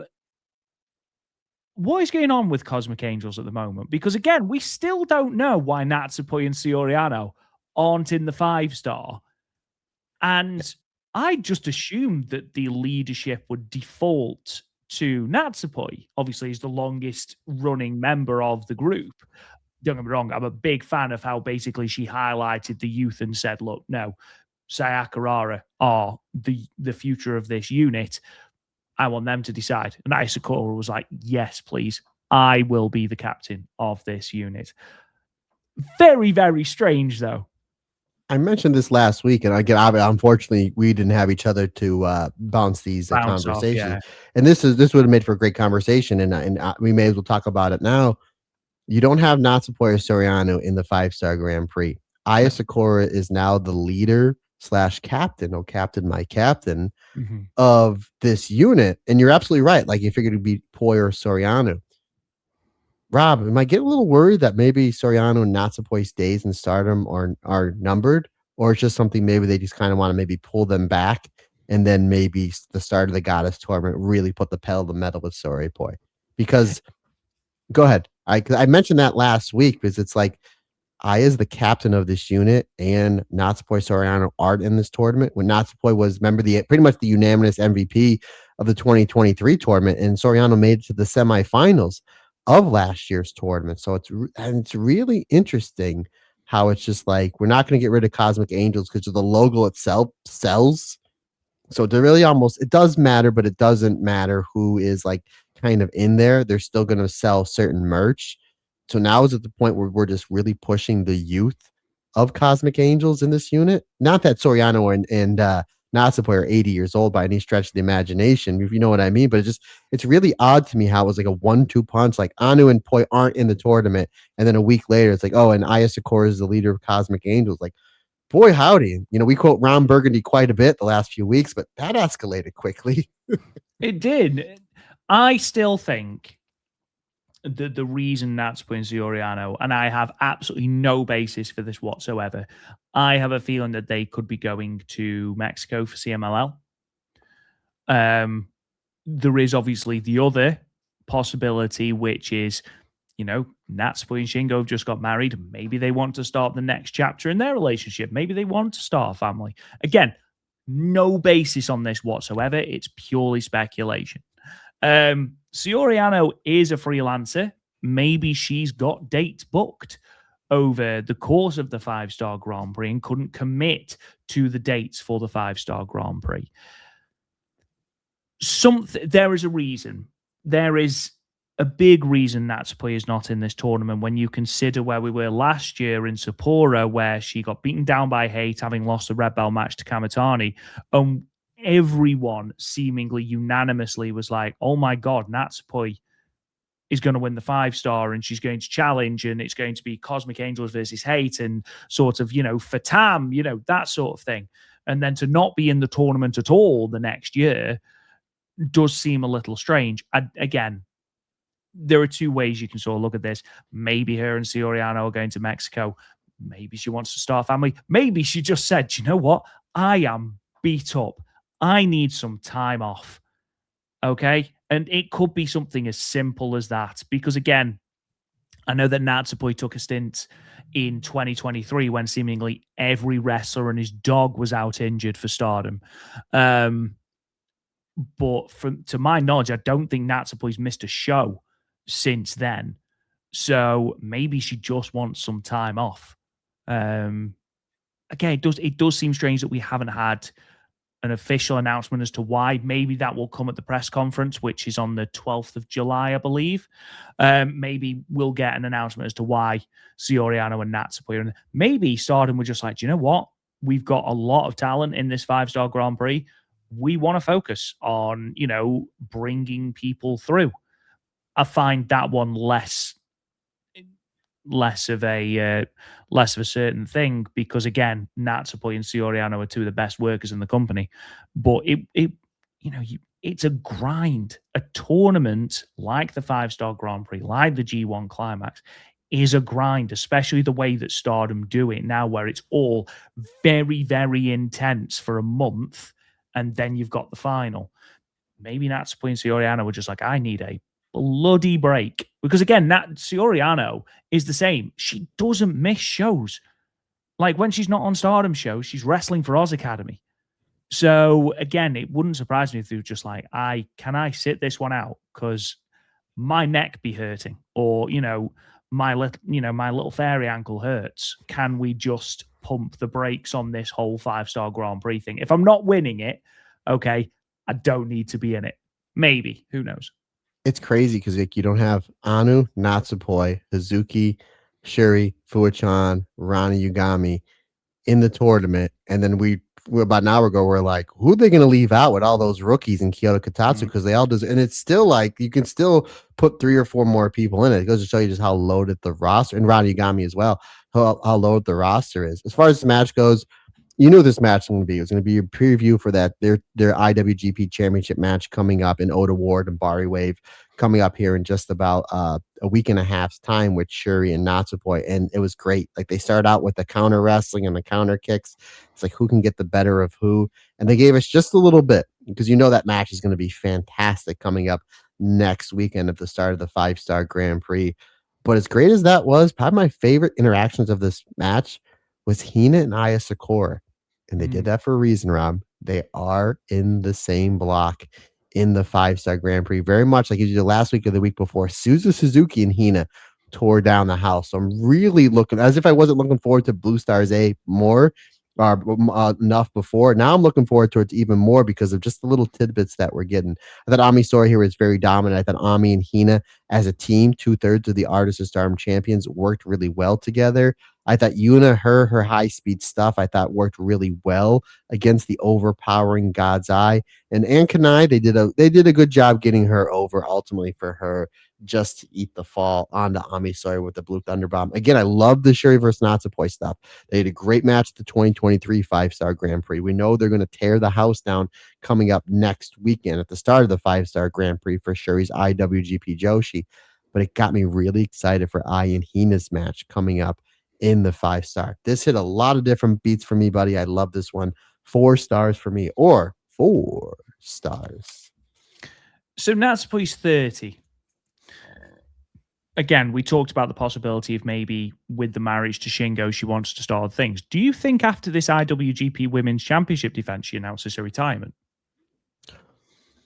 Ooh. Obviously, I hope not. I hate the fact that I've just put that into the world. But do you think that is a possibility? My only thing about that is it's telling that it's both Poi and Soriano that aren't in the tournament and they're tag partners, which makes me think they're probably doing Mexico. That's what I'm hoping. Because I don't think Natsupoi dethrones Shiori. I'd be very, very surprised. It'd be a great match, but I'll be very, very, very surprised. Which makes me think, well, why is she not in the tournament then? Maybe she said, right, well, I've done all I want to do. On to the next chapter. Who knows? It's going to be interesting. I'll be interested to see the official announcements to why she's not in the tournament. If we do get one, we might not get one. Speaking of Soriano, Matt, I know that you were a huge fan of this match. Obviously, Xena winding up her time in Stardom on her way to presumably NXT or AAA, where Dagger has recently re-debuted. And I got a text from Matt, ladies and gentlemen. Matt thinks that Stardom World isn't expensive enough. He feels like it's matches like this that make him feel like he's stealing. To say that you enjoyed this match, Matt, would be an understatement. Yeah, probably my favorite match of these two shows. This was fantastic. I mean, these two worked really well together. It really just goes to show how great Xena is and how much she's going to be missed because she's never really had, like, she's had a couple big matches. She had that big match with Micah, back at the conversion. I believe it was in 2024. That was fantastic. But you're in a company with so much great pro wrestlers that it's like, okay, Xena's on her way out. Let's give her the spotlight that she has earned. And we're like, damn, like I really wish she was in this year's 5-star Grand Prix. I really wish her exit wasn't until at the end of the summer, the end of the year, because it's matches like this that goes to show what a great talent she is. And Soriano as well. Obviously, Soriano is one of the best wrestlers on planet Earth. But Xena, wherever she goes, where it's AAA or NXT, again, I mentioned this before, I mentioned again, if that's where she's going, I'm hoping it's NXT because NXT is doing a great job with their women's division with the Kendall Grays, the Kalani Jordans of this world. I believe Gray's wrestling Natty Neidhart tonight on NXT. I believe Wow. so. I believe Darren gave me the cue on that. So, and again with the teaching system with Steve Carino, Shawn Michaels, Matt Bloom over there, Robbie Brookside. I mean, she's only going to get better. But this match was great. This was fantastic. You had the test of strength to start, the big lockup, arm drag exchanges, and then we really start heating things up here with the strikes. And boy, those chops. I don't know if there's a female that chops harder than Tina. She might have the hardest chops. Like her, Saida, and maybe Rio Mizunami might be the only ones, but she does the overhand ones. Like everybody else does the knife edge. She does the overhand ones. And boy, howdy. I mean, Soriano's chest looked like hamburger meat. I mean, She it posted on social media it afterwards. It looked a instantly mess. it instantly got beat red. I mean, pretty quick. We had a form exchange here between the two. Cena throwing some great forearms, and Soriano really bringing the extra level of violence here towards the end, which he absolutely needed to. I thought that was great. Cena ducks it, hits a big lariat, and absolutely drops Soriano. And then we get the fire up, the Antonio Inoki fighting spirit spot with these two start exchanging German suplex. And some of these ones that Cena's throwing, like Ano is just taking right on the back of her head. And then Cena's taking the ones from Ano on the back of her head as well. Xena hits the two-step German suplex for a 2 count. Xena then gets the dial lock and the thunder roll for a 2.9 count. And then Soriano just like trips up Xena and is basically almost gets a desperation special pottering for the 3 count, 4.25 stars, for almost 14 minutes of nonstop action. That there was levels to it. You know, you had the chain wrestling, you had the fighting spirit, you had the selling, knowing these two knew what to do, when to do it. Like not only was it a great match, but the crowd interaction added so much more into this match. This was fantastic. And folks, if you're pressed for time, I know we're like, okay, these two shows, they were good shows, but they're kind of house shows. Take the time to watch this because they could have put this on any pay-per-view and it would have one of the better would have stole the show on any pay-per-view from Stardom in the last 2 years, which is saying something. This was really fantastic. And yeah, I did text Rob saying, man, like I feel like I were Rob in Stardom World. And like 2 hours later, I watched Cena's match with Shuri, which was just as good as this. So it's like, yeah, just what a special talent Xena is. And again, she's leaving Stardom, which we don't like, but it's not like she's retiring. She's going to be going to a bigger company, so we'll still be able to watch and enjoy Xena's matches very much like we do with Julia and Io and Blake Monroe, now known as Mariah May. So wherever Xena goes, again, fingers crossed it is NXT. We'll definitely be watching because she is a truly special talent. And Soriano, she's fantastic as well. Again, 4.25 stars for me. She's all right.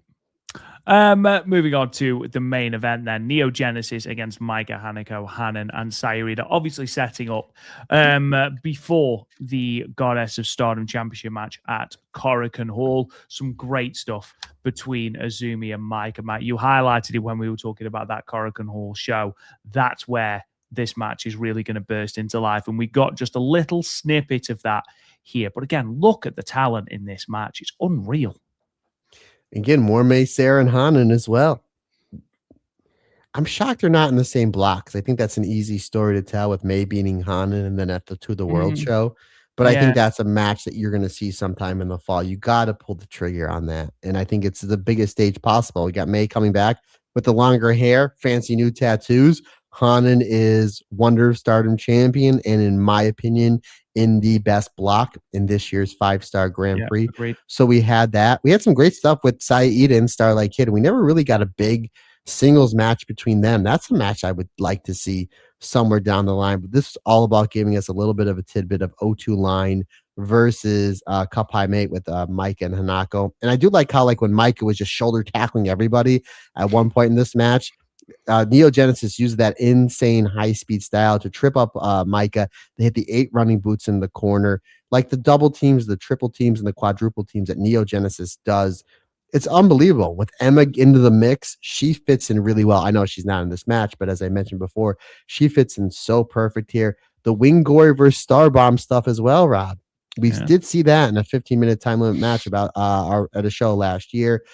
Just really terrific. You're right. Terrific talent all across the board. Singles, tag, 6-person, 8-person. The Hanako and Micah worked really well with Wingori. I thought that they fit in really well. I don't think they're going to go to Stars. I think Micah will eventually start her own faction back up again. But regardless, everything just seemed to work really well, especially the last closing segments with Micah and Azumi. That was really, really special, considering they work different styles. Like Azumi's more the high speed style, Micah's more the overpower wrestler. But they're the yin and yang, but they worked really well and just a really blitzing pace towards the end with Micah pinning Azumi to close out this match and close out this show. 4 stars for me. Again, fantastic. There was so much great things you picked out of this match. Like, I want to see this. I hope this goes this way. But ultimately, if this was like your first Stardom show, like, man, I really want to see that Azumi and Miyu Amasaki take on Mike and Hanako. Well, that's what you wanted. You're going to get it. Coming up, Rob, in just a few hours' time, my friend, in the legendary Korakuen Hall. Let's talk about this final show then. Stardom in Osaka-Bay 2026 from the 5th of July 2026 from the ATC Hall in Osaka. Announced attendance, by the way, 697. Man, I know you're a numbers guy. I know you love a good statistic. That's 697 is an incredible 131.56% increase on the only other time the company have run this venue, when they drew 301 in March 2023. So over double, over a 100% increase. Quite an astonishing number for Stardom there. In terms of the results then, let's talk about them. The 5-star Grand Prix 2026 qualifying match once again opened the show. Kyoka Katatsu defeating Ankanai with the Achilles lock in 7 minutes and 48 seconds. 6-woman tag match next. The Ito Respect Army, Maki Ito, Rian, and Kikyo Furusawa defeated the Stars team of Hanan, Saya Ida, and Motoi Hamabe. Maki Ito getting the win over Motoi with the Ito Deluxe in 11 minutes and 25 seconds. 3-way match. Utami Hayashishita defeated Emma Maishima and Fuwa-chan. Utami getting the win over Emma with the Lariat in 6 minutes and 53 seconds. 6-woman tag match. Cosmic Angels captain Aya Sakura, Natsupoi, and Yuna Mizumori defeated the God's Eye team of Amisori, Hina, and Rani Yagami. Aya Sakura pinning Hina with the Sakura latch in 8 minutes and 23 seconds, seemingly setting her sights again for Cosmic Carnival to challenge for the Artist of Stardom Championships. Singles match, Syuri defeated Xena with the Ruen in 12 minutes and 35 seconds. Semi-main event, 8-woman tag match. The Neo Genesis team of Azumi, Miyu Amasaki, Starlight Kid, and Meisera defeated Maika, Hanako, Hazuki, and Koguma. Azumi getting a win back over Maika with the Azumi Sushi after a Canadian Destroyer in 13 minutes and 50 seconds. And then in your main event, can they coexist? 8-woman tag match. The hate team of Sayaka Kamatani, Momo Watanabe, Konami, and Ruaka defeated Suzu Suzuki, Akira Kuragane, Sayaka Kurara, and Soriano. Momo Watanabe getting the win over Akira with the B driver in 13 minutes and 45 seconds. Let's start, Matt, with the 5-star Grand Prix qualification match. Both of us put metaphorical money on Ankanai making her way past Kyoka Katatsu. Sure enough, Kyoka Katatsu gets the win with the Achilles lock. However, both of us are fans of Kyoka Katatsu, so we're both happy because the match was good, and we were the winners ultimately. You're not kidding. This was a great way to start the show, and Kyoka Katatsu going to those low leg kicks, like seemingly like, here's my strategy. I'm going after the leg. I'm going after the Achilles lock. And Anne really looked like the first few seconds she was out of her depths in this match, like yowzers. And then she does a great job selling and firing up. Like the crowd was really behind Ann Kanai's comeback here. I thought they did a great job laying this match out, where it's just like Kyoto's going to be dominant early on because of obviously she's the more experienced and she has that MMA background. Where Ann Kanai is lovable. Ann Kanai, she's now in Cosmic Angels. She's easy to root for, and that's what they did here. And there's a lot of near falls here, especially there was like 3 or 4 roll ups from Ann Kanai on Kyoto, which they kept building towards the finish. Like the first fall was a 2.9. And the next one was like a 2.98, and then a 2.99, then a 2.99. Like Kyoto did a great job kicking out at the last possible fraction of a second each and every time. That kind of gave a lot of hope to the Ann Kanai fans, but ultimately Kyoto goes right back to her strategy that she had on minute 1 of this match, going back to the leg, forcing Ann Kanai to tap out with Achilles lock. 3 3/4 stars. On the 4th, we had a great match to start off the show with a qualifier for the 5-star Grand Prix. And here on the 5th, the same right here. Rinse and repeat. This is just goes to show you the depth of this roster and how really great it truly is, my friend. Difficult question. Which qualifier did you prefer? This one or the one from the 4th? This one. I had them both 3 3/4 stars, but I like this one just a little bit more because I think the crowd, because I think it's the psychology, the layout of the match, the crowd really got into Ann Kanai, especially towards those near falls. But again, it's so razor thin because they're both great. But how about you? So let's say you, buddy. I actually prefer the Matoi match. Not by much. Again, we're talking, 1A, 1B. But I'm such a fan of Matoi as a character, as a wrestler. And again, I think you're absolutely right. I think the Osaka crowd really bit into this match. I think Anne's fantastic. There's just something special about Matoi when she wrestles. She's going to be a very special talent when she starts climbing that ladder of the Stardom roster. 6-woman tag then. Speaking of Matoi, the Hanan-led stars against the Ito Respect Army. Genuinely, Rian is an absolute bloody delight. She is so hilarious. In a faction full of charisma, she might be my favorite. But we've talked about Meisera challenging for the Wonder of Stardom Championship. We have talked about Amisori challenging for the Wonder of Stardom Championship. Maki Ito? Mm-hmm. Would you be opposed, Matt Turner, to Maki Ito versus Hannah? Again, we've got pay-per-views in the lead-up to Dream Queendom.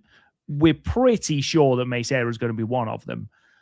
Amisori seemed to have thrown her hat into the ring regarding one.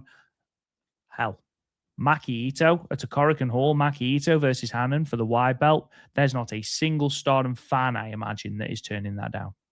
That's literally the main point I got out of this match. Yeah, like Matoi was great, Kikyo was terrific, Rian was great. The Ito Respect Army gelled a little bit better as a trio, even though Matoi worked really well here. And obviously, the seasoned team here is Wingori, Han, and Saito. They've been teaming for years and years and years. But as far as the trio goes, it was the Ito Respect Army. But yeah, the interactions we got with Maki Ito and Han made me think, what if we got this 17, 18 minutes in the main event of a Korakuen Hall or semi-main event of a big pay-per-view in front of 1,500 to 2,000 people for the white belt with Hanan and Maki Ito? I think that would slap, Rob, as you say, over there in the world of Ozzy Osbourne. I thought that really cemented how great this Hanan run can be post 5-star. Because you're right, you got Meisera lined up.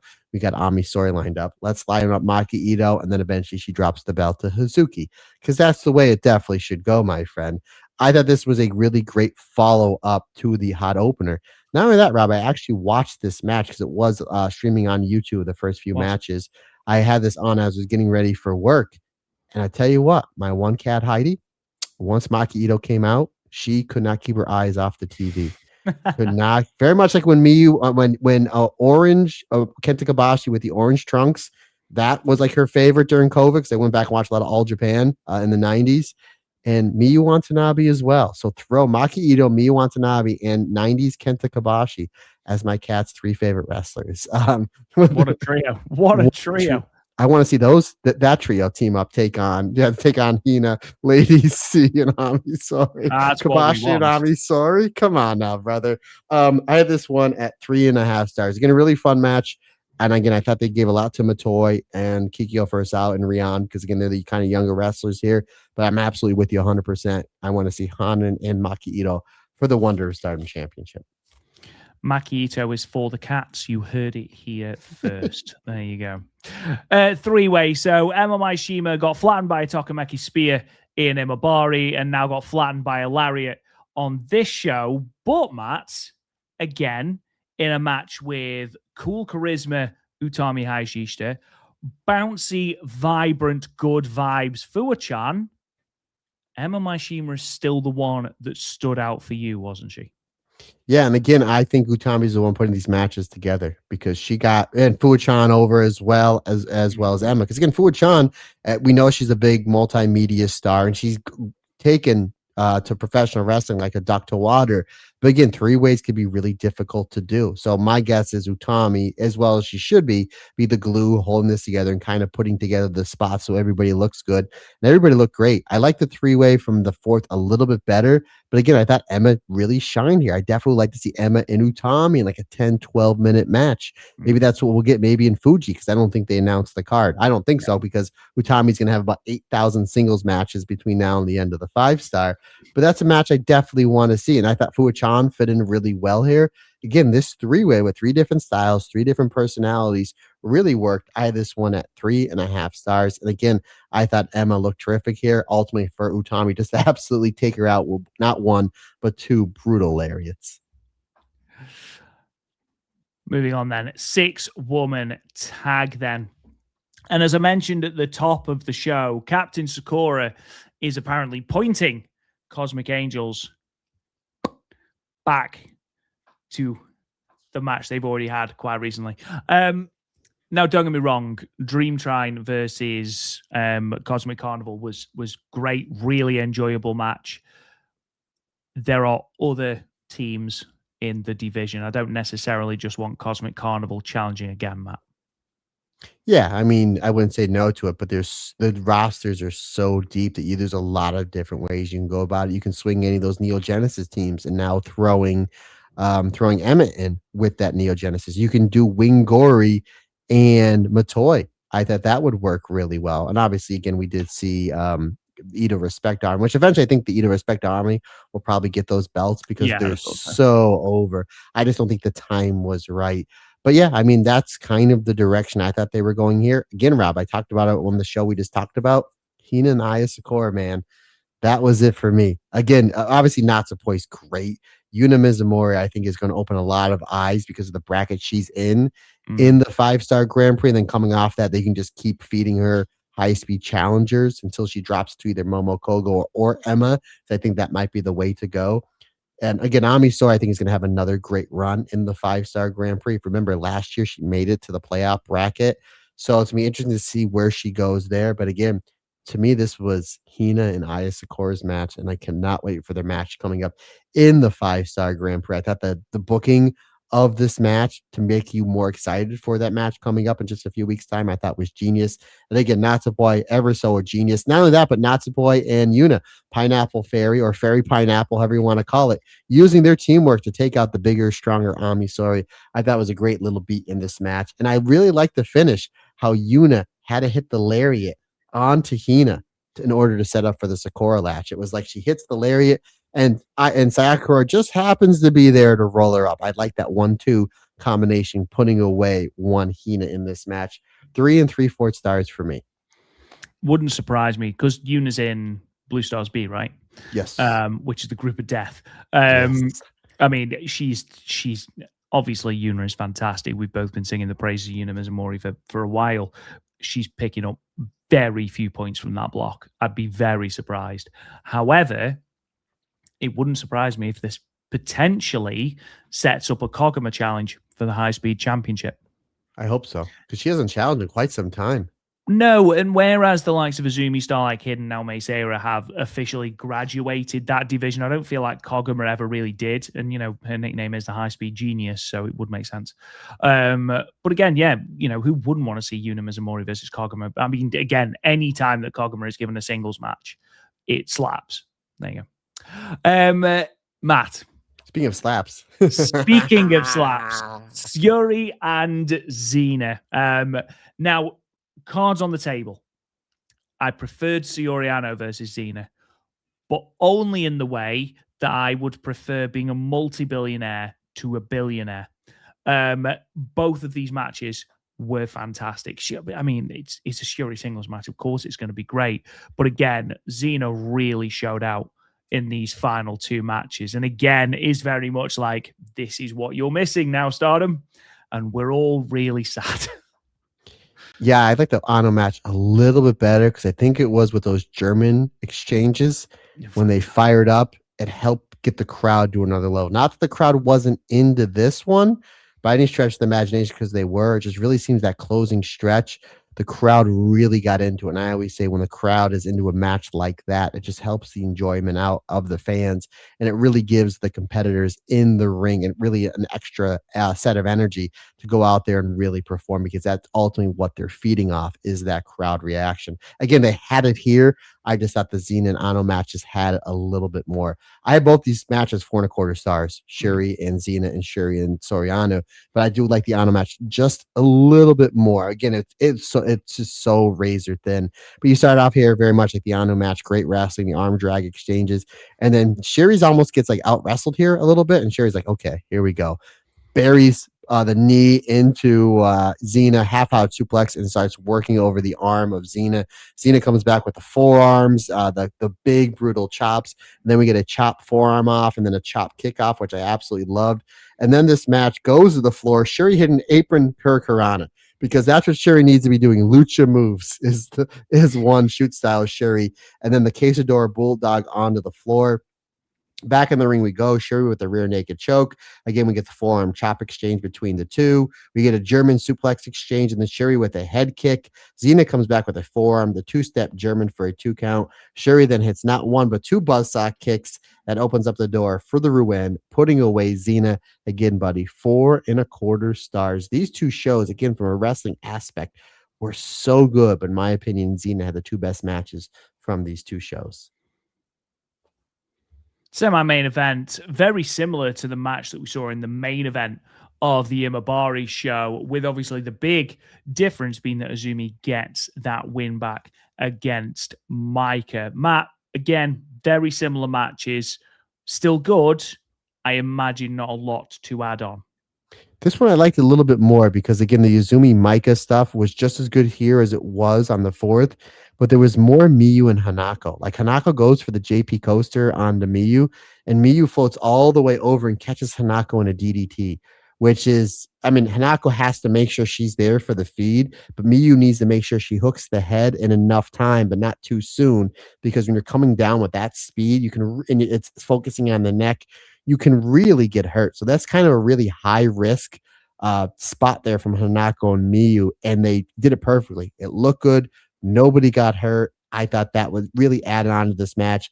Mike and May Sarah had a little spot that I was like, ooh, I definitely want to see that. And then we had FWC teamwork to O2 Line, Starbomb, as well as the High Speed Sisters, as I call them, Azumi and May Sarah. So those are a lot of interactions I do want to see. We did start off with some comedy with Kagama doing the Kuma dance with Starlight K, which I thought was cute. And then we just boom, boom, boom, the high speed into the high speed. Again, Neo Genesis is always going to win that battle because you have 3 former high speed champions and arguably 3 of the greatest in company's history. Obviously, Hazuki and Kagama, former high-speed champions of their own right. But I like how Hanako, Micah slows things down. Just shoulder tackle. Doesn't take much, Rob. Just a big shoulder tackle from Mike. And then we get some really great dominance here from Mike and Hanako. But ultimately, it's Miyu putting away Hanako, countering the JP coaster with that crazy DDT. And then Azumi and Micah, very much like on the 4th, had a really next level mini match towards the end. Again, I'm so excited for that match, the tag match coming up in a few hours. I'm so excited for their block match in the 5-star Grand Prix coming up in a few weeks.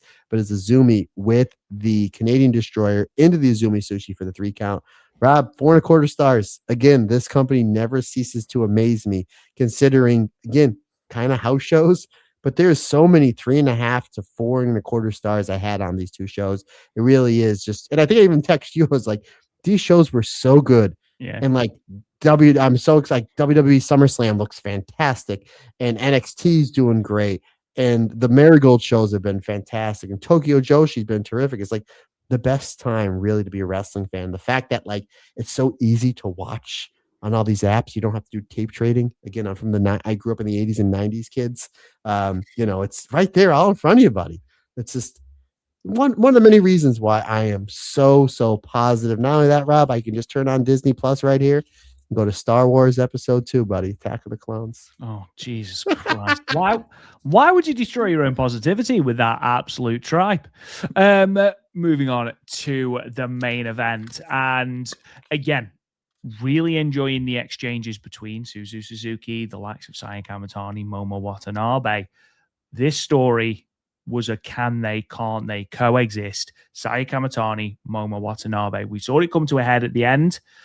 Saya Kamatani very adamant that we are going to sort this in the ring during the 5-star Grand Prix. So clearly that is going to be a match of quite substantial significance, whether that is in terms of block placement or whether that is in terms of either Kamatani or Momo's place in H.A.T.E. The match is great. The tension is the primary focus here, though.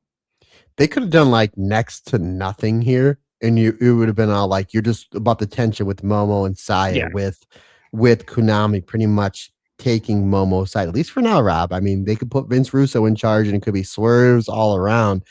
But the wrestling was terrific. Considering I'm sitting there watching this, like, okay, you got the members of H.A.T.E, and we have Suzu Akira, team with Soriano and Sayaka Kurara. I'm like, didn't Suzu just beat Sayaka Kurara for the red belt about 2 weeks ago? I thought the pairing was really interesting, but yet it made it for really, really fun, interesting dynamic in this match. The one thing I did take out of it is if Saya Kamatani does win the 5-star Grand Prix, she'll more than likely challenge Suzu Suzuki. And their interactions here were great. Again, I think out of all of Suzu's great matches, I think her best one was Kamatani back at the Korakuen right after Saya won the belt back in February of last year. I think that's Suzu's best match. So I wouldn't mind if we go back to that. Again, I really want to see Suzu and Momo for that red belt somewhere in the fall. Again, I really wish they were in the same brackets. Momo and Soriano, they were in the semifinals last year. There were some great exchanges there. Konami and Suzu Suzuki as well. Just fantastic stuff all around. We're getting Suzu and Akira as a team, I thought were really terrific. But again, once you saw Akira in this match, kind of knew who was eating that fall. And it's some Konami. Yeah. The one thing though, Akira looked really good towards the end, firing up on Momo Watanabe, who's probably the hardest hitter in this match, which is saying something. But I liked it how it took some teamwork from Konami and Momo to put Akira. Even though Akira ate the L here, she looked really strong towards the end. I thought the wrestling was great and the storyline was just really added on to this match. I had it at 4 stars. Really fantastic match with some interesting pairings here. And even Soriano and Sayaka Kurara, we really don't see them team up as a team. I know this was an 8-person, but they're the only 2 members representing Cosmic Angels.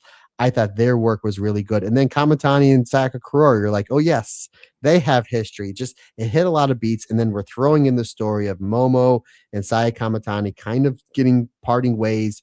Konami clearly has her stake in Camp Momo. Does that mean she'll turn on Momo or does she stay with it? I mean, there's a lot of different things they can do. Is at a point where Saya Kamatani gets thrown on a H.A.T.E and she's on an island of her own. And who's there to pick up the pieces? Utami Hayashishita. And then we get Wolfpac, H.A.T.E, Queen's Quest, King's Journey. Wolfpac's back causing mass destruction. I thought the match was great. The storyline is something really interesting considering Utami is nowhere to be found in this match. And that's another layer on this whole H.A.T.E, Saya Kamatani, Queen's Quest, Wolfpac thing. Really just 2 fantastic, enjoyable shows, buddy. As we're, again, a few hours away from Korakuen Hall and then a week away from the start of the 5-star Grand Prix. So, Matt Turner, welcome everybody back to the world of Joshi Tenable, where, for those who are unaware, it is the exact copy of British game show Tenable, where basically I'm asking Matt for top 10 lists. This has gone a myriad of ways. Matt has done very, very well, which has caused me to up my game. Basically, I will give Matt a category. This time, most Stardom career losses. Now, I did give Matt a while ago longest reigning Wonder of Stardom champions, and he smashed it without losing a life. So, what we are going to be doing here is trying to work out the 10 most losingest Stardom wrestlers ever. Now, just before you start, Matt, obviously you do have those 3 lives, as we mentioned. It is a mixture of those at the bottom of the totem pole, but longevity as well. I would say number 1 and number 2 will surprise you. Okay, a couple questions before I start. So this is career, 15-year history of Stardom. This is over the entirety of Stardom's run. Now, say there's a match with Aphrodite, which is Utami and Sai Kamatani versus Tim and Starlight Kid. I'm just throwing it out there.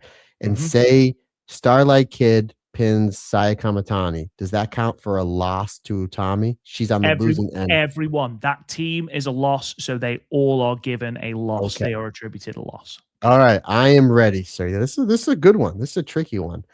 That's what my game, man. I told you. I'm going to go with Tam Nakano. Now, ordinarily, I would be all up in that. But unfortunately, here, Tam Nakano is not tenable. She's 14th on the list with 296 losses. Wow, 296 and still didn't make the top 10. So I'm down 1 strike. I'll try and help you a little bit. Number 10 has 369 losses. Number 1 has 447 losses. Again, I'm going with longevity here. I'm going to go with Mayu. At number 2, with 434 losses, Mayu Iwatani. People forget, obviously, with Mayu being the icon of Stardom, people forget that she had so many losses in those first, 3 years.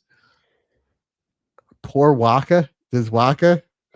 Do you know what? Genuinely, I thought Waka as well. Waka is 12th with 332. Again, think longevity. I'm down 2 strikes here already. What about Momo Watanabe? With 370, Momo Watanabe is 9th. Saki Kashima. With 384, Saki Kashima is 8th. So you've got 2nd, 8th, and 9th. Starlight Kid. With 394 losses, Starlight Kid's in 6th. You're on a roll now, brother. Look at this go. Azumi.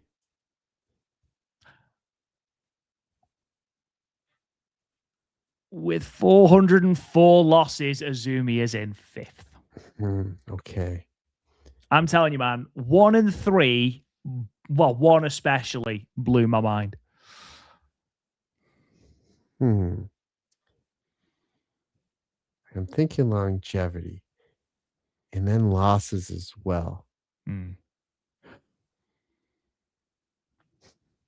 Tam's not there because I know Tam has the most losses in the 5-star. She has, though I imagine she will probably get overtaken this year. I'm going to say Tora. You sure? Yeah. With 392 losses, Natsuka is 7th. Okay. And again, this is singles matches, tag matches, 6-woman tags, 8-woman tags, 12-woman tags, 3-way, 4-ways, all of those things. I'm still going to go with longevity because that's obviously what I've been hanging my hat on. Okay. I'm going to say Hanan. With 344 losses, Hanan is 11th. Oh, man. Oh, I struck out. You struck out with 1, 3, 4, and 10. So, obviously, you've lost. Get in. It's a fun one. It's a good one, brother. I'm glad you like this one. So, if you could have another random sort of couple of guesses, I'll give you just 5 random guesses. Let's see if we can fill in those missing ones. Ruaka? Ruaka is first. Wow. 447 losses. She recently surpassed Mayu as the most losingest wrestler in Stardom history. That blew my mind. Ida? Sayurida is fourth with 418 losses. No, 3 and 10. Are they currently active in Stardom?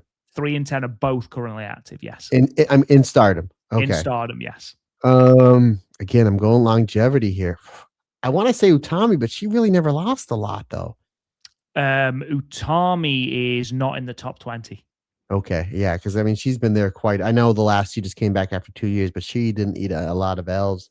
I would say Jungle Kiona, but no, she's not currently in Stardom. So currently active in Stardom. Shuri? Shuri's not in the top 20. You got one more guess and now I'll reveal. Did I say Micah?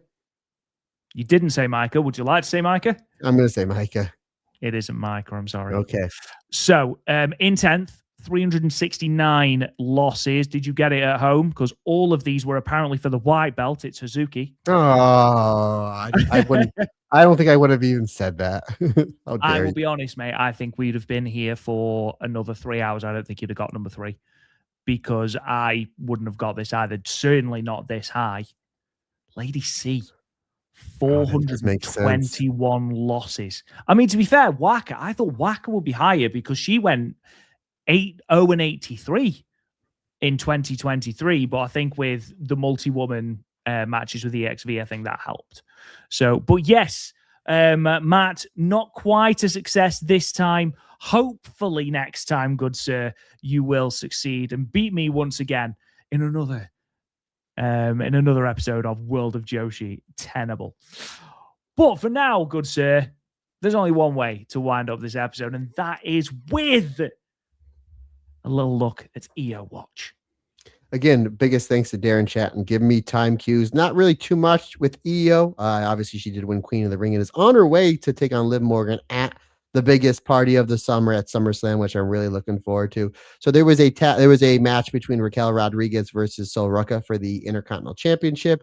And obviously Raquel is in the same faction with Roxanne Perez and Liv Morgan.